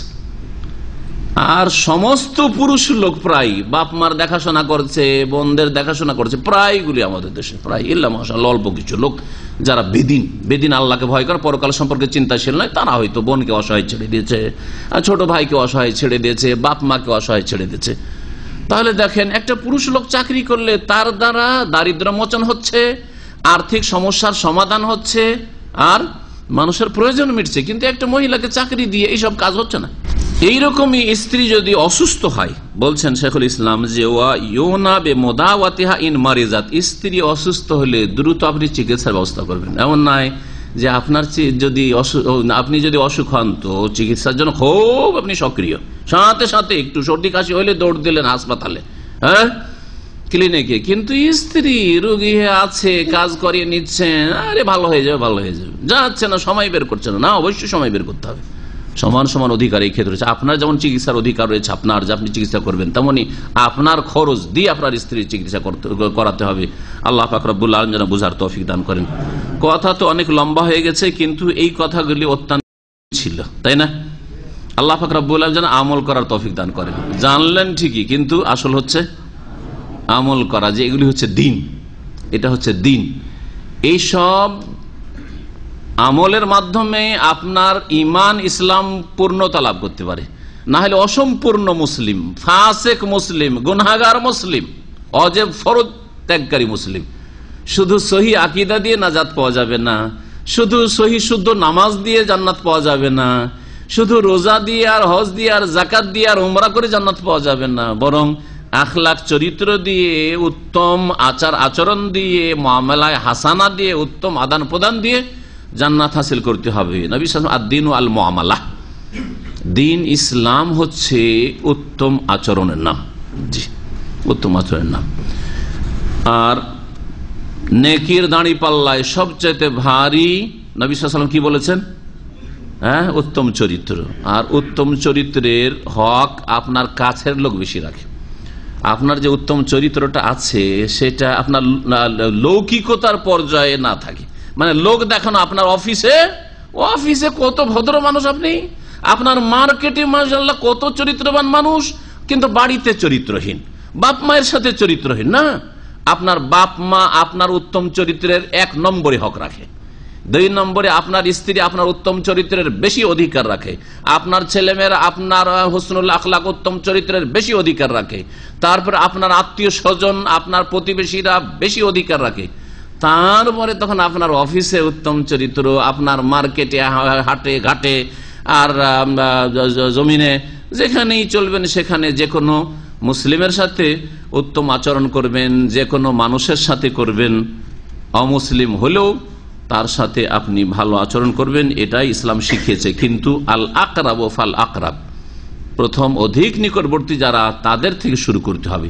আপনার মা বাপ আপনার মিষ্টি কথা থেকে বঞ্চিত, আপনার স্ত্রী আপনার মিষ্টি কথা থেকে বঞ্চিত, ভালো আচরণ থেকে বঞ্চিত, আর আপনার যারা এখানে আপনার সাথী সঙ্গী রয়েছে, ফ্রেন্ড সার্কেল রয়েছে, অথবা আপনার পরিচিত লোকেরা রয়েছে, অথবা এখানে আপনার কর্মক্ষেত্রে যে সব কাজের সঙ্গী সাথী রয়েছে, তাদের সাথে আপনি ভালো আচরণ করেন, ওদের কাছে আপনার সুনাম আছে, এটা কোনো কাজে আসবে না।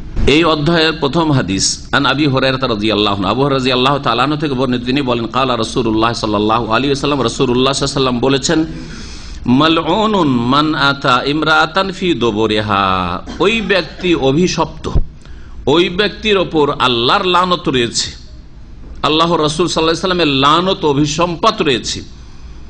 কে সেই ব্যক্তি? মান আতা ইমরাতান, যেই ব্যক্তি স্ত্রীর কাছে আগমন করে, ফি দুবুরিহা, তার পায়ুপথে যদি তার যৌন ক্ষুধা নিবৃত করে, যৌন ক্ষুধা দূর করে, আল্লাহ পাক যেই পথ দিয়েছেন সেই পথকে উপেক্ষা করে, তাহলে সেই স্বামী, সেই পুরুষ হচ্ছে মালাউন। কি মালউন? আরবি, শুদ্ধ আরবি, কিন্তু আমাদের দেশি ভাষায় কি বলে এটাকে? মালাউন। আমাদের দেশে শুধু মালাউন কাকে বলে? কাফেরকে বলে। আরে এটা মালাউন, হ্যাঁ, কাফের মালাউন না। যেই ব্যক্তি এই হারাম কাজ করে সে আল্লাহর কাছে মালাউন। সে ভালো করে শুনে রাখেন, সে মালাউন মানে আল্লাহর লানত রয়েছে। লানত কাকে বলা হয়? লানতের অর্থ কি? রহমত, আল্লাহর রহমত থেকে, দয়া থেকে বঞ্চিত ঘোষণা করা। আল্লাহ পাক তাঁর রহমত থেকে বঞ্চিত ঘোষণা করেছেন ওই ব্যক্তিকে যেই ব্যক্তি স্ত্রীর পায়ুপথ ব্যবহার করে। জি, আল্লাহ পাক যেন প্রত্যেক মুসলিমের হেফাজত করে, প্রত্যেক মুসলিমকে গুনার কথা কাজ থেকে বেঁচে থাকা তৌফিক দান করে। হাদিস আবু দাউদের, নাসাইতে রয়েছে, আর এই হাদিসের বাক্যগুলি নাসাইর। এবং এই হাদিসের বর্ণনাকারীরা সবাই নির্ভরযোগ্য। কেউ কেউ হাদিসটার মধ্যে মুরসাল হওয়ার আপত্তি করেছেন, কিন্তু কথাটি ঠিক নয়। ভাষ্যকার বলছেন আল হাদিস ও সাহিহুন, এই হাদিসটি হচ্ছে সহি, বিশুদ্ধ হাদিস। ইমাম শাফিও বর্ণনা করেছেন এবং হাদিসটিকে শক্তিশালী বলেছেন। ইমাম বাইহাকি বর্ণনা করেছেন ইমাম শাফি থেকে, ইমাম তাহাবি বর্ণনা করেছেন, ইমাম খাত্তাবি, এবং এর সনদ সহি। এর বেশ কিছু সূত্র রয়েছে, সহি সূত্র। দ্বিতীয় হাদিস এই বিষয়ের সাথে সম্পর্কিত। আব্দুল্লাহ বিন আব্বাস রাদিয়াল্লাহু তাআলা আনহুমা থেকে বর্ণিত, তিনি বলছেন কালা রাসূলুল্লাহ সাল্লাল্লাহু আলাইহি ওয়াসাল্লাম, রাসূলুল্লাহ সাল্লাল্লাহু আলাইহি ওয়াসাল্লাম বলেন লা ইয়ানজুরুল্লাহু ইলা রাজুলিন, ওই পুরুষের দিকে আল্লাহর রহমতের দৃষ্টিপাত করবেন না, রহমতের নজরে আল্লাহ পাক বিচার দিবসে তাকাবেন না ওই পুরুষের দিকে। আতা রাজুলান, যেই পুরুষ অন্য কোন পুরুষের সাথে সমকামিতায় লিপ্ত হলো, যেই পুরুষ অন্য কোন পুরুষের পায়ুপথে আগমন করলো, আও ইমরাআতান, অথবা স্ত্রীর পায়ুপথে আগমন করলো, যৌন ক্ষুধা দূর করলো, আও আতা ইমরাআতান ফি দুবুরিহা, কোন স্ত্রীর, নিজের স্ত্রীর অথবা অন্য কোন পুরুষের যদি পায়ুপথে নিজের যৌন ক্ষুধা দূর করে, তার উপর কিয়ামতের দিন আল্লাহ পাক রহমতের নজর দেবেন না। তার মানে আল্লাহ পাকের কি হইতে থাকবে, তার উপর গজব হইতে থাকবে, ক্রোধ হইতে থাকবে। রহমতের বিপরীত হচ্ছে গজব। রহমত মানে দয়া, আর গজব মানে হচ্ছে ক্রোধ। গজব হইতে থাকবে, লানত, অভিশাপ হইতে থাকবে। তাহলে আখিরাতে রেহাই পাবে না, কোথায় যাবে তাহলে? আল্লাহর রহমত হবে না, তো জান্নাতে যেতে পারবে? কারণ জান্নাত মানুষ নিজের আমল দিয়েও যাবে না। নবী সাল্লাল্লাহু আলাইহি ওয়াসাল্লাম হাদিসে বলেছেন আমলটা রহমত পাওয়ার উপায়, কিন্তু কি দিয়ে জান্নাতে যাবে? লাইন ইয়াদখুলা আহাদুম মিনকুম আল জান্নাহ ইল্লা বিরহমাতিহি, তোমাদের কোন ব্যক্তি জান্নাতে যেতে পারবে না আল্লাহর রহমত ছাড়া। নবী করিম সাল্লাল্লাহু আলাইহি ওয়াসাল্লাম হাদিস, আল্লাহর রহমত ছাড়া। সাহাবারা জিজ্ঞাসা করে ওয়ালা আনতা ইয়া রাসূলুল্লাহ, আপনি আল্লাহ রাসূল, আপনার আমল দিয়ে, আপনার দাওয়াত দিয়ে, আপনার ইসলামের এই খেদমত দিয়ে, তারপরে আপনি আপনার আমল দিয়ে জান্নাত যেতে পারবেন না? নবী সাল্লাল্লাহু আলাইহি ওয়াসাল্লাম বললেন ওয়ালা আনা, আমিও পর্যন্ত। ইল্লা ইয়াতাগাম্মাদানি আল্লাহু বিরহমাতিন মিনহু ওয়া ফাদলিন, তবে আল্লাহ যদি তার রহমতে এবং তার অনুগ্রহে আমাকে তিনি ঢেকে নেন, তাহলে আমি জান্নাতে যেতে পারবো। এই হচ্ছে দিন, আল্লাহ পাকের রহমত ছাড়া জান্নাতে যাওয়া যায়। এটা তো আখিরাতের বিষয়। দুনিয়ায় সমকামী পুরুষের শাস্তি, সমকামিতায় লিপ্ত পুরুষের শাস্তি। নবী করিম সাল্লাল্লাহু আলাইহি ওয়াসাল্লাম বলেছেন, যদি তোমরা এমন কোন ব্যক্তিকে পাও যারা কি করে, সমকামিতায় লিপ্ত হয়, ইযা রাআইতুম মাইয়ামালু আমালা কওমে লূত, যদি তোমরা দেখতে পাও এমন কোন ব্যক্তিকে, ধরা পড়ে তোমার এমন কোন ব্যক্তি, যেই ব্যক্তি লূত আলাইহিস সালামের জাতির জঘন্য নিকৃষ্ট পাপে লিপ্ত, সমকামিতায় লিপ্ত, তো নবী সাল্লাল্লাহু আলাইহি ওয়াসাল্লাম কি বলছেন? ফাকতুলুল ফাইলা ওয়াল মাফুলা বিহি, যে এই কাজ করে আর যার সাথে করা হয় দুইজনকেই হত্যা করো। দুইজনকে কি করো? হত্যা করো। ফাকতুলু, নবী সাল্লাল্লাহু আলাইহি ওয়াসাল্লাম বলছেন হত্যা করো। ব্যভিচারের ক্ষেত্রে পুরুষ নারীকে দুই ভাগ করা হয়েছে, তাই না? বিবাহিতা হলে হত্যা করতে হবে, সংসার করতে, পাথর মেরে হত্যা করতে হবে। কিন্তু অবিবাহিত বা অবিবাহিতা যদি হয় তাহলে ফাজলিদুহুম, ফাজলিদু কুল্লা ওয়াহিদিন মিনহুম মিআতা জাল্লা, 100টি বেত্রাঘাত করতে হবে, সূরা নূরে আল্লাহ বলেছেন। কিন্তু সমকামিতার ক্ষেত্রে বিবাহিত না অবিবাহিত কোনো পার্থক্য করা হয়নি, বুঝা গেছে না? কোনো পার্থক্য করা হয়নি। তাহলে কত বড় অপরাধ! জেনা, ব্যভিচারের চাইতে বড় অপরাধ হচ্ছে সমকামিতা, ভালো করে মনে রাখবেন। জি, এটা করবে কে? তাহলে সরকার, শাসক করবে। এটা পাবলিকের কাজ না, হাজি গাজির কাজ না, মুফতি সাহেবের কাজ না, এটা আলেমের কাজ না, হুজুরের কাজ না। এটা কার কাজ? ইমামে আজম মানে দেশের যে শাসক, দেশের শাসক, রাষ্ট্রপতির কাজ, প্রধানমন্ত্রীর কাজ, যাকে আল্লাহ পাক নেতৃত্ব দিয়েছেন, অথবা যে দেশে রাজা রয়েছে, রাজা বাদশার কাজ, তার কাজ, মুসলিম শাসকের কাজ, এক কথায়। তাদের উপরে এই বিধানের বাস্তবায়ন করা ফরজ। সমকামিতায় কেউ লিপ্ত হলে দুইজনকে হত্যা করতে হবে, কারণ দুইজনের একজন থেকে যায়, তাহলে কি হবে? একমাত্র একটি ক্ষেত্রে যদি কারোর উপর জবরদস্তি করা হয়, সেটা আলাদা কথা, ব্যতিক্রম। যার উপর জবরদস্তি করা হয় সুতরাং সে নির্দোষী। কিন্তু জবরদস্তি নয়, দুইজনের সম্মতিতে যদি সমকামিতা হয়, তাহলে দুইজনকে কেন হত্যা করতে হবে? রেখে দিলে এই রোগটি হচ্ছে কেমন, ভাইরাসের মতো সংক্রামক রোগ। এরাকে দেখলেই কথা মনে পড়ে যাবে। আর যাদের ইমান দুর্বল, চরিত্র দুর্বল, তারা এই কাজে লেগে যাবে। কারণ বিবাহ করলে দায়িত্ব নিতে হবে, বিবাহ করলে আবার ছেলে মেয়ে হয়ে যাবে, তারপর স্ত্রী আবার বেঁধে দিবে, হাত পা বেঁধে দিবে, তুমি বাইরে যেতে পারবে না, এখানে যেতে পারবে না, সেখানে যেতে পারবে না, খোঁজ খবর নেবে, আর এতেই কাজ চলছে না। তারপরে এই নোংরা কাজটি মানুষের প্রকৃতি বিরোধী। কোন পশু তো এই কাজ করে না। দেখেছেন কোন পশুকে যে পুরুষ পুরুষ পশুর উপর নর উপরে চড়ে গেল? কখনো দেখতে পাবেন না। পশু এই কাজ করে না, যেই কাজটি এই আদম সন্তানের নিকৃষ্টরা করে। যার ফলে আর আল্লাহ রাব্বুল আলামিনের এত গজব রয়েছে এই পাপের ওপর যে লূত আলাইহিস সালামের দেশকে আল্লাহ পাক পাথর বর্ষে শুধু ছেড়ে দেননি, যে পাথর সব বর্ষাই দিলাম তো ধ্বংস তো হয়েই গেল, তো থাক। জমিনকে রাখেনি আল্লাহ পাক। কি করেছিলেন? জিবরাইল আলাইহিস সালামকে দিয়ে আল্লাহ পাক উল্টে দিয়েছিলেন, যে এই নাপাক জমিনকে রাখাই যাবে না, একবারে পাতালে নামিয়ে উল্টে পাল্টে রেখে দিলেন। ফাজাআলনা আলিয়াহা সাফিলা, আল্লাহ বলছেন যে ওপর ভাগকে একবার নিচের দিকে করে দিলাম, উল্টে রেখে দিল আল্লাহ পাক ফেরেশতাকে দিয়ে, আর তাদের ওপর পাথরও বর্ষণ করেছেন। আর তারপরেও যে উল্টে দিয়ে জমিন থাকবে, তারপর কেউ ওই জায়গায় বসবাস করা শুরু করবে, তাও আল্লাহ রাখেননি, ওটাকে সাগর বানিয়ে দিয়েছেন। ওই সাগরের নাম জানেন? কোন সাগর? মৃত সাগর, আল বাহরুল মাইয়িত। আরবিতে বলা, ওটা কি বলা হয়? আল বাহরুল মাইয়িত, মৃত সাগর, ডেড সি। এই ছিল হাদিস। দ্বিতীয় হাদিসটি তিরমিজিতে আছে, নাসাইতে আছে, ইবনে হিব্বানে আছে, এবং হাদিসটিকে কেউ কেউ মওকুফ বলেছেন, মানে আব্দুল্লাহ বিন আব্বাসের উক্তি বলেছেন, কিন্তু হাদিসটি হাসান সনদের দিক থেকে। এবং বলছেন ভাষ্যকার যে যা মিন তুরুকিন কাসীর আন জামাতি মিনাস সাহাবা, এই হাদিসটি শুধু আব্দুল্লাহ বিন আব্বাস থেকে না, অনেকগুলি সূত্র থেকে বেশ কিছু সাহাবায়ে কেরাম, একদল সাহাবায়ে কেরাম থেকে বর্ণিত হয়েছে, যাদের একজন ওমর আমিরুল মুমিনিন আলী, আব্দুল্লাহ বিন মাসউদ, জাবের, আব্দুল্লাহ বিন আব্বাস, আব্দুল্লাহ বিন ওমর, বারা বিন আযিব, আনাস, আবু যার, উকবা বিন আমির, আলী বিন তালাক বিন আলী। কতটি হলো? 12টা হয়ে গেল মনে হয়, না ভুল করলাম? এতগুলি সাহাবায়ে কেরাম এই সমকামিতার ক্ষেত্রে যে হাদিস, যে মালাউন, যে সমকামিতায় লিপ্ত হয় বা স্ত্রীর পাইপথ ব্যবহার যারা করে, তাদের আল্লাহ পাকের লানত, অভিশাপ রয়েছে, এই হাদিস বর্ণনা করেছেন।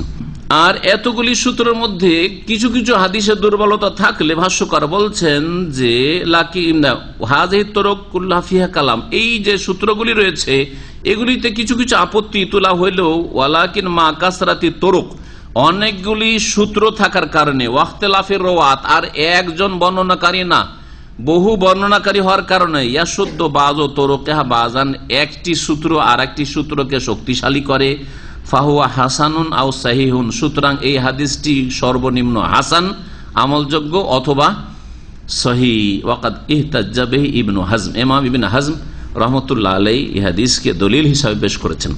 যাই হোক, এই বিষয়টি যে হারাম, আর এই বিষয়টি যে নিকৃষ্ট কাজ, এই পাপটি আর নোংরা কাজ, সবচেয়ে নোংরা কাজ, এটা সর্বজন বিদিত, স্বীকৃত কোরআন এবং হাদিসে। ওয়ান আবি হুরায়রা রাদিয়াল্লাহু আনহু আনিন নবী সাল্লাল্লাহু আলাইহি ওয়াসাল্লাম قال من كان يؤمن بالله واليوم الاخر فلا يؤذي جاره واستوصي بالنساء خيرا فانهن خلقنا من ضلع وان اعوج شيء في الضلع اعلاه। এই হাদিসের আলোচনা শুরু করার আগে একটি গুরুত্বপূর্ণ কথা বলিনি আগের হাদিস দুটি সম্পর্কে। আগের দুটি হাদিসের অধ্যায়ের সাথে কি সম্পর্ক? অধ্যায় কি, আলোচনা কি ছিল? স্ত্রীর সাথে সদ্ব্যবহার। তাহলে শুরুতে আমি বলেছি যে স্ত্রীর সদ্ব্যবহারের ক্ষেত্রে পজিটিভ কাজ রয়েছে আর নেগেটিভ কাজ রয়েছে। এই কাজ হচ্ছে কি? নেগেটিভ কাজ। যদি কোন স্বামী স্ত্রীর পায়ুপথে আসে, তার মানে সে স্ত্রীর সাথে দুর্ব্যবহার করলো, স্ত্রীর উপর জুলম অত্যাচার করলো, স্ত্রীর হক নষ্ট করলো। জি, শুধু পাপ করলো না, শুধু আল্লাহকে অসন্তুষ্ট করলো না, আল্লাহর গজবের হকদার হইল না, বরং স্ত্রীর হক নষ্ট করলো, স্ত্রীর উপর জুলম অত্যাচার করলো, স্ত্রীর সাথে খারাপ আচরণ করলো। আবু হুরায়রা রাদিয়াল্লাহু তাআলা আনহু থেকে বর্ণিত, নবী করিম সাল্লাল্লাহু আলাইহি ওয়াসাল্লাম থেকে তিনি বর্ণনা করেন, নবী সাল্লাল্লাহু আলাইহি ওয়াসাল্লাম বলেছেন, মান কানা ইউমিনু বিল্লাহি ওয়াল ইয়াউমিল আখির, কেউ যদি আল্লাহ এবং পরকালে বিশ্বাস রাখে, মুমিন মুসলিম হয়, ফালা ইউজে জারাহু, তাহলে নিজ প্রতিবেশীকে যেন কোনো কষ্ট না দেয়। প্রতিবেশীর বড়ই হক রয়েছে অন্য প্রতিবেশীর ওপর। সুতরাং কোন প্রতিবেশীকে যেন কোন রকমের কষ্ট না দেয়, না মানসিক, না শারীরিক, আর না পারিবারিক, না অন্য কোনো ক্ষেত্রে আর্থিক, কোন রকমের কষ্ট না দেয়। সমস্ত রকমের কষ্ট যা আপনাকে কষ্ট দেয় তা তাকে কষ্ট দেয়। আপনি নিজের জন্য যেটাকে কষ্টকর মনে করেন সেটা তার জন্য কষ্টকর, ঠিক কিনা? জি, এই একটি বিষয়। আর একটি বিষয় স্ত্রীর সাথে সম্পর্কিত। ওয়াস্তাউসি বিন নিসাই খায়রান, নবী সাল্লাল্লাহু আলাইহি ওয়াসাল্লাম বলছেন, তোমরা নারীদের সম্পর্কে কল্যাণের ওসিয়ত তলব করো। ইস্তাউসুর শাব্দিক অর্থ কল্যাণের ওসিয়ত গ্রহণ করো আমার কাছ থেকে।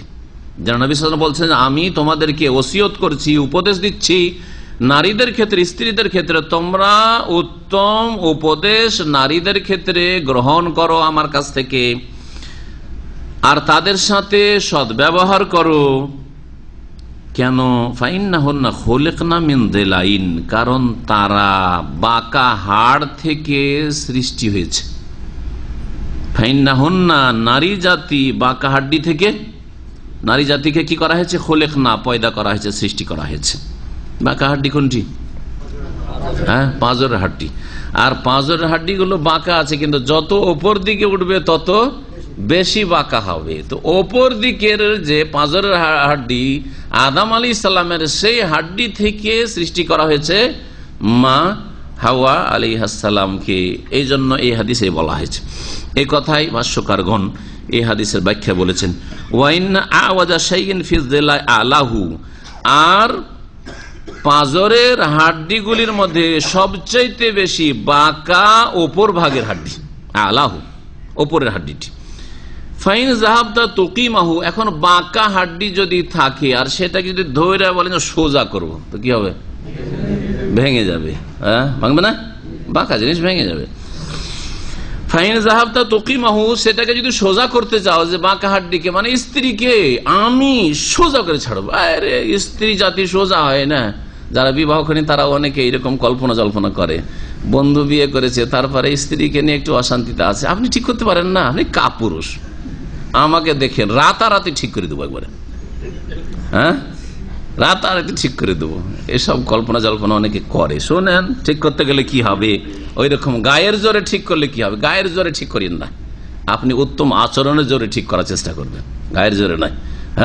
চাপ সৃষ্টি করে, একবারে বাই ফোর্স না, এরকম। যদি তাকে সোজা করতে যাও ওই বাঁকা হাড্ডিকে, কাসার তাহু, তাহলে তাকে কি করবে?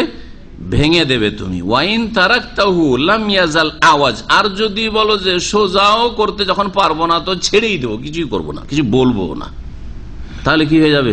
সব সময় বাঁকা হয়ে থেকেই যাবে। তো একবারে সবসময় বাঁকা রাখলেও সমস্যা, ওর সাথে চলা।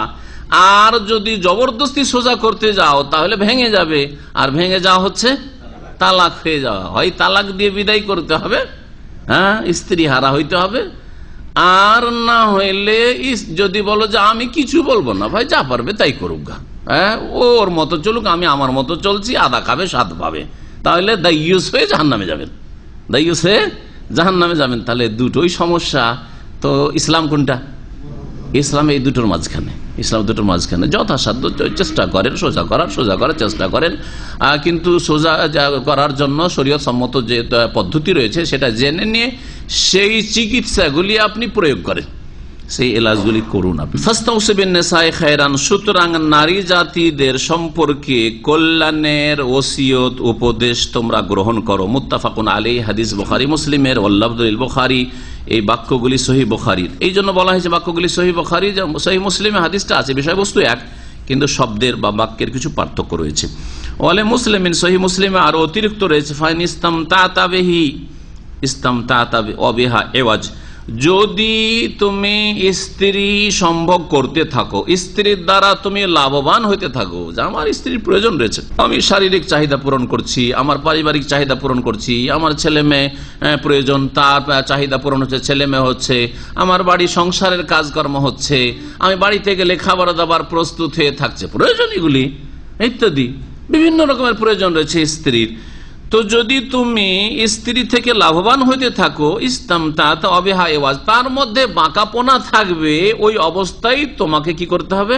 লাভবান হইতে হবে, তাতে থেকে উপকৃত হইতে হবে, তাতে থেকে তোমার স্বার্থ হাসিল করতে হবে, তোমার গরজ পুরা করতে হবে।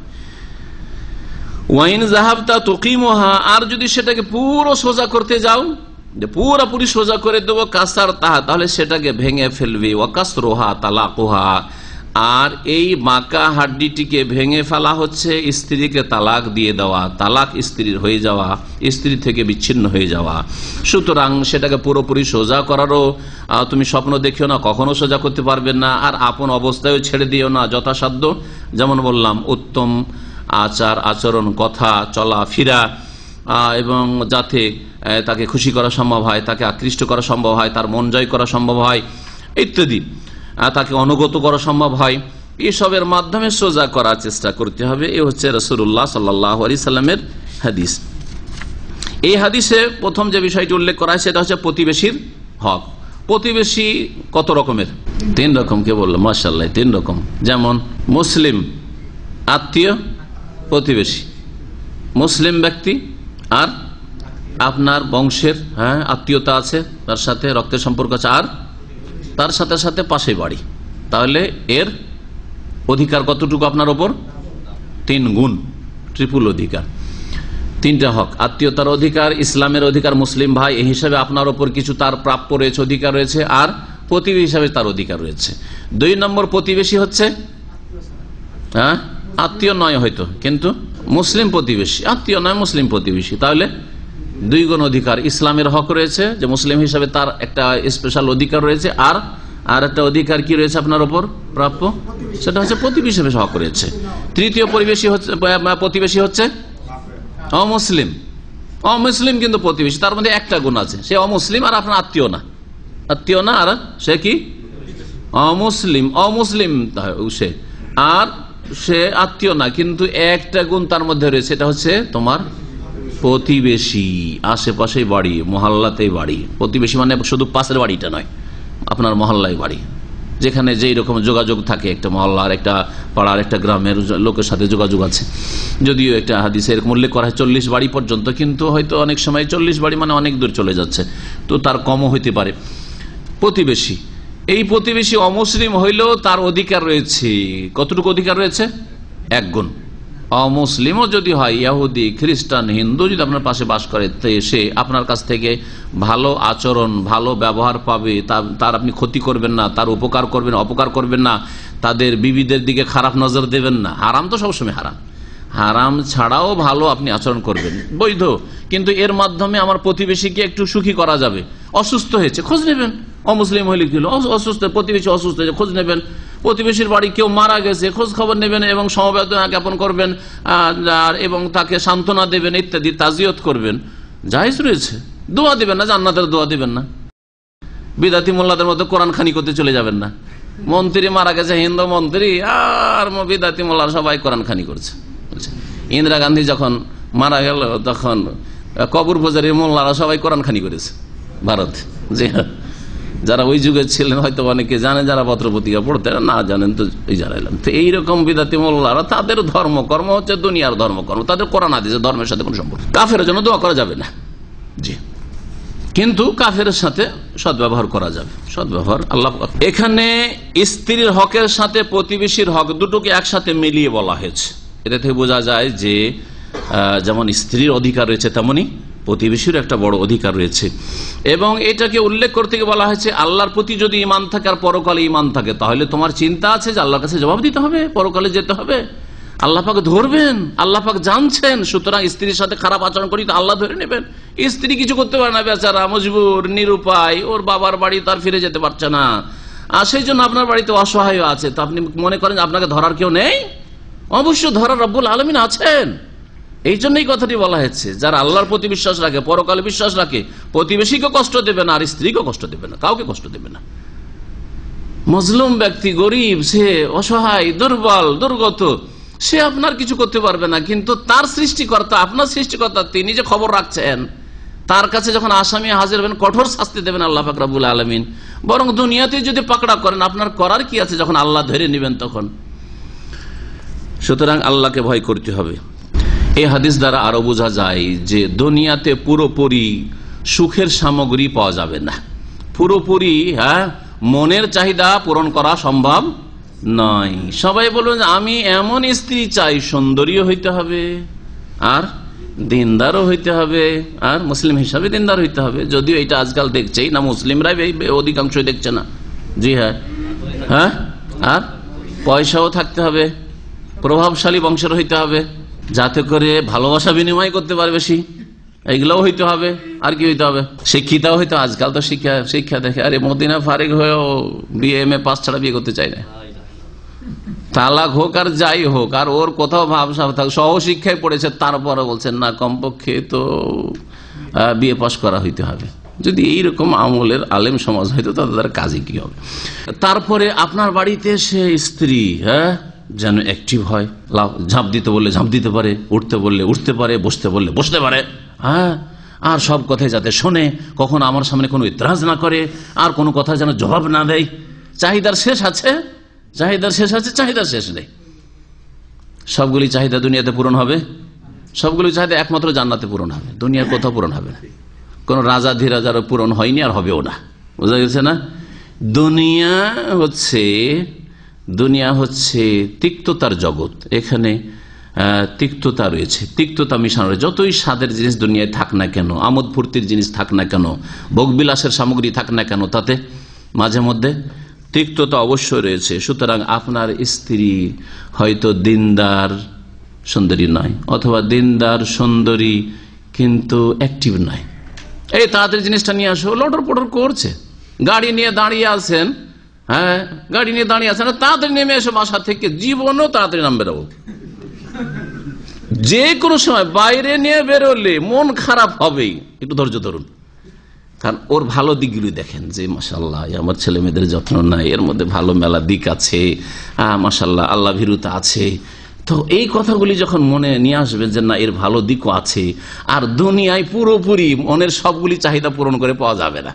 ওকে যেমন নামতে বলো ধাই করে যেন আমার সাথেই নামে, আরে সাথে সাথে নামতে যাচ্ছেন, দেখবেন সামনে দুইজনের সাথে সাথে রেডি হয়ে গেছে নামার জন্য, গাড়ি থেকে বসে 5 থেকে 10 মিনিট বসেন, তারপরে তখন নামছে। কি ব্যাপার? এই করছিলাম সেই করছিলাম, আরে নামলাম তো, দেরি কেন? আল্লাহ অবস্থা। রাস্তায় চলতে গিয়ে হাঁটতে গিয়ে, আরে হাঁটো একটু হাঁটো, আমি আর বেশি হাঁটতে পারবো না। সমুদ্র বিচে গেলে দেখবেন কিছু লোকেরা স্ত্রীদেরকে নিয়ে হাঁটে, আর মাশাআল্লাহ কিছু মহিলা আছে আশ্চর্য লাগে, মাশাআল্লাহ পুরুষের চাইতে বেশি একেবারে হাঁটছে না। তো ওদের এই ভালো গুণটা আছে, হয়তো আপনার স্ত্রীর ওই গুণটা নেই, লটর পটর করছে, তা আপনাকে একটু ধৈর্য ধরতে হবে, ধৈর্য ধরতে হবে। তাই ভাষ্যকার বলছেন যে এই হাদিস প্রমাণ করে যে আহওয়ালাদ দুনিয়া নাকিসা, দুনিয়ার অবস্থা হচ্ছে অসম্পূর্ণ। দুনিয়াতে সম্পূর্ণ কখনো পাবেন না। শিক্ষা পেলে দিনদারি নেই, দিনদারি পরহেজগারি পেলে বেশি শিক্ষা নেই হয়তো, আর না হলে কিছু আছে কিছু নেই। সবগুলির উদাহরণ দেওয়া সম্ভব না, কিন্তু বুঝতে পারছেন যে সবগুলি মিলিয়ে পাবো না। তবে মেন জিনিসগুলি পেলি হলো, আসল জিনিসটা পেলি হলো। ফাজফার বিজাতিদ দিন, আলহামদুলিল্লাহ দিন পেয়েছি, তাকওয়া পেয়েছি, পর্দানাসীন পেয়েছি, ছেলে মেয়েদের যত্ন নেই, বাড়ি ঘরের যত্ন নেই, বাড়ির কথা বাইরে কোথাও পাচার করে না, ইত্যাদি ভালো অনেক ভালো গুণ রয়েছে, অনেক ভালো গুণ রয়েছে, আলহামদুলিল্লাহ শুকরিয়া আদায় করেন। এইরকমই বোনদেরকে বলবো, স্বামীর ক্ষেত্রে সব গুণ ভালো পাবেন না, হয়তো রাগী কিন্তু দয়ালু, এটা হইতে পারে। রাগ আছে আমাদের অনেক ভাই, রাগও বেশি কিন্তু দয়াও বেশি, লাফাই রাগের ক্ষেত্রে আর পরেও তাড়াতাড়ি, তো ভালো গুণ। কিন্তু কিছু লোক আছে রাখবে না, রেগে গেলে আর গাছ থেকে নামবে না। তো এইরকম স্বামীর চাইতে তাড়াতাড়ি রেগে যাওয়া লোক ভালো, তাড়াতাড়ি রাগলে অসুবিধা নেই, কিছু না বললেও কিছু 5 মিনিটে ঠান্ডা হয়ে যাবে, একটু পরে নিজে হাসতে শুরু করবে, ভালো। তাহলে ভালো দিকও আছে। অনেক সময় হয়ে গেছে, সুতরাং সংক্ষেপ শেষ করছি। স্বামী স্ত্রীর মাঝে যথাসাধ্য চেষ্টা করবেন যে মিলেমিশে চলি, ও কিছু মেনে নিক আমি কিছু মেনে নিই, কিন্তু এই করতে গিয়ে যদি গাড়ি অচল হয়ে যায়, চলছে না, তারপর ও মানবেই না, আপনি মেলা কিছু মেনে নিয়েছেন কিন্তু সে মানবে না, তখন কি করবেন? এইরকম ক্ষেত্রে আল্লাহ পাক রব্বুল আলামিন কোরআনে কারিমে বলেছেন ওয়াল্লাতি তাখাফুনা নুশুজাহুন্না, যেই সব স্ত্রীদের সম্পর্কে হে পুরুষরা, হে স্বামীরা, যদি তাদের নাফরমানি বিরুদ্ধাচরণের আশঙ্কা হয়, যে আমার কথা মানতে চাই না, আমার কথা মোতাবেক চলতে চাই না, শরীয়ত মোতাবেক চলতে চাই না, দিন পালন করতে চাই না, ফায়েজুহুন্না, প্রথম কাজ হচ্ছে তাদেরকে ওয়াজ করো, উপদেশ দাও, বুঝাও, বুঝাও নামাজ না পড়লে মুসলিম থাকা যায় না, নামাজ পড়লে ফজিলত রয়েছে, তুমি নামাজি হবে আমিও নামাজি হব, দুইজনে জান্নাতে যাব। হ্যাঁ, ভালো মেলা মিষ্টি মিষ্টি কথা রয়েছে, তাই না? তারপরে পর্দা করেন, হয়তো নামাজ পড়ে কিন্তু পর্দা করেন না। পর্দা না করলে আল্লাহ পাক রব্বুল আলামিন ইজ্জতের হেফাজত করা, পর্দায় থাকা ফরজ করেছেন। যেমন মহিলার নামাজ ফরজ, তেমন হিজাব পর্দা ফরজ, সুতরাং পর্দার সাথে থাকবে। তারপরে যেই মহিলা স্বামী ছাড়া কিছু বুঝে না, সে চরিত্রবতী, এতে কোনো সন্দেহ নেই, এতে কোনো সন্দেহ নেই। এটা কমন সেন্সে বলবে যে সে উত্তম চরিত্রের অধিকারিণী। এইভাবে আপনি ওয়াজ করতে থাকেন, বহু যেই বিষয় রয়েছে সেই বিষয়ের ওয়াজ করেন। যদি দেখেন বেশি অপচয় করে, দেখো এখন অপচয় করে খরচ করে দেবে, আমি কতদিন আর বিদেশে থাকবো, একদিন তো ফিরে আসতে হবে, তুমিও খালি হাতে আমি খালি হাতে, তুমিও কিছু বাঁচাও আমি কিছু বাঁচাবার চেষ্টা করি। যখন যে সাবজেক্ট হবে উপদেশ দেন, ওয়াজ করেন, দিয়ে দুই জনের মাঝে সমন্বয়ের চেষ্টা করেন, ফাইজও হন না। তাতে যদি না হয় তো কি করবেন? ওয়াহজরু হুন না, কথা বন্ধ করে দেন। দূরে থাকলে টেলিফোন যোগাযোগ বন্ধ, কাছে থাকলে কথা বলছেন না, ঘরে আছেন কথা বলছেন না, বাড়িতে আছেন কথা বলছেন না, অথবা বিছানা আলাদা করে দেন, ও বিছানায় শুয়েন না, আলাদা বিছানায়। কিন্তু মসজিদে চলে যাবেন না, অনেকে টান দিয়ে বাড়ি থেকে বেরিয়ে চলে যায়। হ্যাঁ, অফিসে এসে সারাদিন বসে আছে, ডিউটি নেই, তারপর বসে আছে। এক ভাই শিক্ষিত লোক, স্বামী স্ত্রীতে ঝগড়া হয়েছে, এসে দুপুর বেলা জোহর আসার মাঝে ডিউটি নেই, 4টায় ডিউটি, অফিসে এসে বসে আছে। হ্যাঁ, স্ত্রী করবে ডাকে, স্ত্রী তখন বাচ্চাগুলোকে নিয়ে অফিসে এসে হাজির। জি, কাছাকাছি ঘটনা, একবারে এখানকারই ঘটনা। জি হ্যাঁ, দুপুর বেলা আসে হাজির, 1টা 2টোর দিকে এসে হাজির। যাই না, স্বামী রাগ করেছে, আমার উপরে যাচ্ছে না। তো এইটা আচরণ আল্লাহ নিষেধ করেছেন। ওয়াহজুরুহুন্না ফিল মাজাজ, বিছানা আলাদা করো। জি, হাদিস সামনে আরেকটি আসছে যে বাড়ি থেকে বাইরে চলে যেও না, আলাদা হয়ে থাকো, কিন্তু বাড়িতেই থাকো। সুযোগ দাও, তাকে ক্ষমা চাওয়ার সুযোগ দাও, সারেন্ডার হওয়ার সুযোগ দাও, ভুল স্বীকার করার সুযোগ দাও, একটু হাসাবার সুযোগ দাও, যে তোমাকে হাসাবার চেষ্টা করবে, খুশি করার চেষ্টা, সুযোগ দাও। বাইরে পালিয়ে গেলে তো কি করে তোমাকে হাসাবে, খুশি করবে, তোমার রাগ মিটাবে, তাই না? তারপরে 3 নম্বরে আল্লাহ বলেছেন ওয়াজরিবুহুন্না। 3 নম্বরে কি? মারার প্রয়োজন হলে মারো, তাহলে প্রথমে মার ধরবেন না। 3 নম্বরে আল্লাহ বলেছেন উপদেশ দিয়ে হয়ে গেলে, হ্যাঁ, কথা বন্ধ করবেন না, সম্পর্ক ছিন্ন করবেন না, বিছানা আলাদা করবেন না, ঘর থেকে বেরোবেন না। আর যদি এই দুটো ফেল, তাহলে 3 নম্বরে কি? মারেন। মারার ক্ষেত্রে হাদিস আসছে, কিন্তু এমন মার দিবেন না যেই মার প্রকাশ পেয়ে যায়, ফেটে গেছে, ফুলে গেছে, লাল হয়ে গেছে, হ্যাঁ, অথবা যে এমন আঘাত হয়েছে যে প্রাণহানির আশঙ্কা রয়েছে না। তারপরে নাজুক জায়গাগুলিতে মারবেন না, মুখমণ্ডল নয়, মাথায় নয়, তারপরে বুকের ওপর নয়, যে জায়গাগুলি নাজুক, এইরকম জায়গাগুলিতে নয়। হালকা মারের কথা বলা হয়েছে। তারপরেও হালকা মারও যারা মার দেয় স্ত্রীকে, তারা ভালো মানুষ নয়, এ কথা কার? রাসূলুল্লাহ সাল্লাল্লাহু আলাইহি ওয়াসাল্লামের। তাহলে স্বামী 2 রকম আছে, স্ত্রী মারা স্বামী আর স্ত্রী না মারা স্বামী। কোন স্বামী ভালো? যেই স্বামী স্ত্রীকে মারে না, না মেরেই স্ত্রীকে সোজা চালাইতে পারে, হ্যাঁ, সেই স্বামী ভালো। নবী সাল্লাল্লাহু আলাইহি ওয়াসাল্লাম জীবনে স্ত্রীকে মারেন নাই, জীবনেও মারেননি। আর মহিলারা এসে অভিযোগ করলো যে ইয়া রাসূল, আমাদের স্বামীরা আমাদেরকে মেরেছে, আপনি যখন মারার অনুমতি দিয়েছেন, মদিনায় মারার অনুমতিটা আসলো যে মারতে পারো স্ত্রী, একটু যে দুষ্টামি করে, বদমাইশি করে, মেরেছে। তখন এক দল মহিলারা এসে নবী সাল্লাল্লাহু আলাইহি ওয়াসাল্লাম বাড়িতে হাজির। ইয়া রাসূলুল্লাহ, আমাদের স্বামীরা মেরেছে। নবী সাল্লাল্লাহু আলাইহি ওয়াসাল্লাম কি বললেন? একটা বক্তব্য দিলেন, খুতবা দিলেন, আর বললেন উলাইকা লাইসু বিখিয়ারিহিম, যারা স্ত্রীকে মারে তারা ভালো মানুষ নয়, ভালো মানুষ নয়, ভালো মানুষ নয়। তাহলে আপনি ভালো মানুষ, ভালো স্বামী হবেন না খারাপ মানুষ হবেন? আচ্ছা, এই 3টে পদক্ষেপ হলো, তাতেও হচ্ছে না। একবার মেরেও দেখলেন, তারপরও দেখছেন যে বদমাইশি শেষ নেই, ফরজ আদায় করে না, হারাম থেকে বাঁচে না, বেহায়া বেপরদা চলাফেরা করে, অবাধ্য চলাফেরা করে, আপনার মাকে গাল দেয়, আপনার বাপকে গাল দেয়, বেয়াদবি করে, এরকম যদি হয় তো ছেড়ে দেবেন? হ্যাঁ, বিদআত ছাড়তে চাই না ইত্যাদি, অবশ্যই ছাড়া যাবে না, এগুলি ছোট বিষয় নয়। তখন কি করতে হবে? তালাক। তার আগে আর একটা কাজ আছে, ওইটা আজকে বলবো। সেই জন্য আমি এই জন্য জিজ্ঞেস করছিলাম যে কি বলেন। তালাকের আগে আর একটা কাজ আছে। ভাষ্যকার বলছেন ওয়া আম্মা ইযা দাব্বাল খিলাফ ওয়া শিকাক বাইনাহুম, স্বামী স্ত্রীতে যখন বিরোধ সৃষ্টি হবে আর মতানৈক্য সৃষ্টি হবে, আর কোন রকমের সমঝোতায় আসলো না, আগের যে পদক্ষেপগুলি 3টি বললাম তার মধ্যেও সংশোধন হইল না, তাতেও তখন কি করতে হবে? ফাসাবিলুহা আল ইসলাহ, এখন কিসের মীমাংসার চেষ্টা করবেন। সালিস, যেটা আমাদের দেশে কি বলে, বিচারকে, গ্রাম্য বিচারগুলিকে কি বলে? সালিস কেন বলা হয়? তৃতীয় পক্ষ। সালাসা মানে তিন, আর সালিস মানে তৃতীয় পক্ষ। আসামি বাদী দুই পক্ষ লড়াই করছে, আর মাঝখানে একদল আসছে মিলাবার জন্য বা মিটিয়ে দেওয়ার জন্য, এদেরকে এই জন্য এইরকম আমাদের দেশের সামাজিক বিচারগুলিকে বিচার সালিস, আমাদের অঞ্চলে দুটো বিচার সালিস এরকম করে বলে। যদি এইরকম হয় তো সালিস করতে হবে, কিন্তু সালিস আবার গোটা গ্রামকে নিয়ে নয়, এটা ভালো জিনিস নয়। স্বামী স্ত্রীর ক্ষেত্রে গোটা গ্রামকে নিয়ে বিচার বসাবেন না, যে আমাদের দুজনে ঝগড়া হয়েছে আর মিলছে না, সেটা গোটা গ্রামের সালিস বসেছেন না, এরকম নয়। একজন ওই পুরুষের বংশ থেকে জ্ঞানী গুণী মানুষ, মুরব্বী মানুষ, যে বুঝে কিছু দিন দুনিয়া সম্পর্কে, আর একজন হচ্ছে মেয়ে পক্ষের দুই প্রতিনিধি, দুইজন মিলে বসবে, আর এই ছেলেকে নিয়ে বসবে আর ও মেয়েটিকে নিয়ে বসবে, স্বামী স্ত্রী দুজনকে নিয়ে বসবে, আর দুইজনের কথা শুনবে, অভিযোগ পরস্পরের বিরুদ্ধে শুনবে, শোনার পরে মীমাংসার চেষ্টা করবে। আল্লাহ পাক কোরআনে কারিমে এই বিষয়টি সূরা বাকারায় উল্লেখ করেছেন, ওয়াইন খিফতুম শিকাকা বাইনাহুমা ফাবাসু হাকামান মিন আহলিহি ওয়া হাকামান মিন আহলিহা ইন ইউরিদা ইসলাহান ইউওয়াফিকিল্লাহু বাইনাহুমা। ওয়াইন খিফতুম শিকাকা বাইনাহুমা, স্বামী স্ত্রীর মাঝে যদি শিকাক, বিরোধ দেখতে পাও, বিরোধের আশঙ্কা করো, যে মিলানো যাচ্ছে না, পারছে না স্ত্রীকে, বা স্ত্রী দেখছে স্বামীকে পারছে না, স্বামী বড় জুলুম অত্যাচার করছে, এটাও তো হইতে পারে।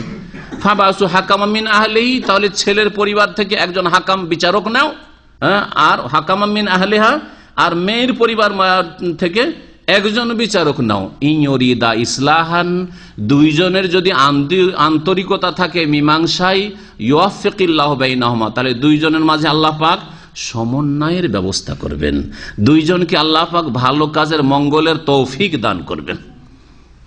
মীমাংসা করে দেওয়া হইল, তারপরেও চলছে না, গিয়ে আবার শুরু হয়ে গেল মারামারি ঝগড়া, তখন কি করবেন? তখন এটা বলতে পারেন, তখন তালাক। যদি স্বামী তালাক না দেয়, স্বামী খারাপ, স্ত্রী খারাপ নয়, আসলে দেখছে স্ত্রীর চাইতে বেশি স্বামীর বাড়াবাড়ি, তখন খোলা তো আবার চেয়ে নিতে হয়, যে তোমার মোহরানা নিয়েছি ফিরিয়ে দিলাম, অথবা মোহরানা তোমার যেটা বাকি আছে নিব না, এভাবে খোলা হয়। কিন্তু অনেক জালেম স্বামী ছাড়তেও চায় না, খোলাও করতে চায়, তখন কি করবেন? আজকে সবটি স্তর বলে শেষ করে দিচ্ছি, এটাই শেষ, এটি হচ্ছে শেষ। তখন মুসলিম দেশে আদালতের আশ্রয় নেবেন, যদি ইসলামিক আদালত থাকে, যেমন সৌদি আরবে হয়। ইসলামী আদালত নাও থাকে, তাহলে আইনের আশ্রয় নেবেন। যেসব দেশে ইসলামিক আদালত নেই, অথবা মুসলিম দেশ না, অমুসলিম দেশ, সেখানে আলেম ওলামাদের বা যদি রেজিস্টার্ড কাজী থাকে, অনেক দেশে মুসলিম পার্সোনালার ক্ষেত্রে বিবাহ, শাদী, তালাক, এইসব বিষয়গুলির কাজী রেজিস্টার্ড থাকে, তো যদি থাকে তো তারা কি করবে? বিবাহ বিচ্ছেদ ঘোষণা করে দিবে, বাধ্য করবে ওই স্বামীকে কি জন্য? তালাক দেওয়ার জন্য অথবা খোলার জন্য বাধ্য করবে। এই বাধ্য করার মতটি হচ্ছে সঠিক মত, যেটা শাইখুল ইসলাম ইবনে তাইমিয়া, ইবনুল কাইয়িম এবং ইবনে মুফলিহ ফাকিহ, একজন হাম্বলি, এসব উলামায়ে কেরাম গবেষকগণ পছন্দ করেছেন যে স্বামী যদি জালেম হয়, তারই বাড়াবাড়ি থাকে, আর সে তালাকও দিতে চাই না, খোলা নিতে চাই যে আমি ভাত খাবো না, থাকবো না, তাও করতে চাই না, তখন কি করবে? বাধ্য করা হবে স্বামীকে স্ত্রী ত্যাগ করার জন্য, খোলার জন্য। এখানে আজকের আলোচনা শেষ করছি। আল্লাহ পাক রব্বুল আলামিন যেন আমাদের জীবনের প্রতিটি ক্ষেত্রে বরকত দান করেন, দাম্পত্য জীবনে বরকত দান করেন। যারা বিবাহিত ছেলে মেয়ে যাদের রয়েছে, আল্লাহ পাক তাদের পরিবারে, ছেলে মেয়েতে, স্ত্রীতে, স্বামীতে যেন বরকত দান করেন। যাদের ছেলে মেয়ে নেই, নিঃসন্তান রয়েছে, আল্লাহ পাক তাদেরকে নেক সন্তান যেন দান করেন। যারা বিয়ে শাদী এখনো করেননি, তাদেরকে আল্লাহ নেক বিবি এবং নেক সন্তান যেন দান করেন। যাদের ছেলেমেয়েরা রয়েছে, তাদেরকে নেক বানাবার তৌফিক দান করেন, যাতে করে এরা আমাদের দুনিয়াতেও কাজে আসে, আখিরাতেও কাজে আসে, আমাদের জন্য তারা দুয়ার উপায় হয়। দোয়া করি আল্লাহ পাক রব্বুল এইরকম নেক ছেলে মেয়ে যেন আমাদেরকে দান করেন। আল্লাহ পাক রব্বুল আলামিন আমাদের সকলকে জান্নাতুল ফিরদাউস যেন দান করেন। ওয়া সাল্লাল্লাহু আলা নবিয়িনা মুহাম্মদ ওয়া আলা আলিহি ওয়া সাহবিহি আজমাইন।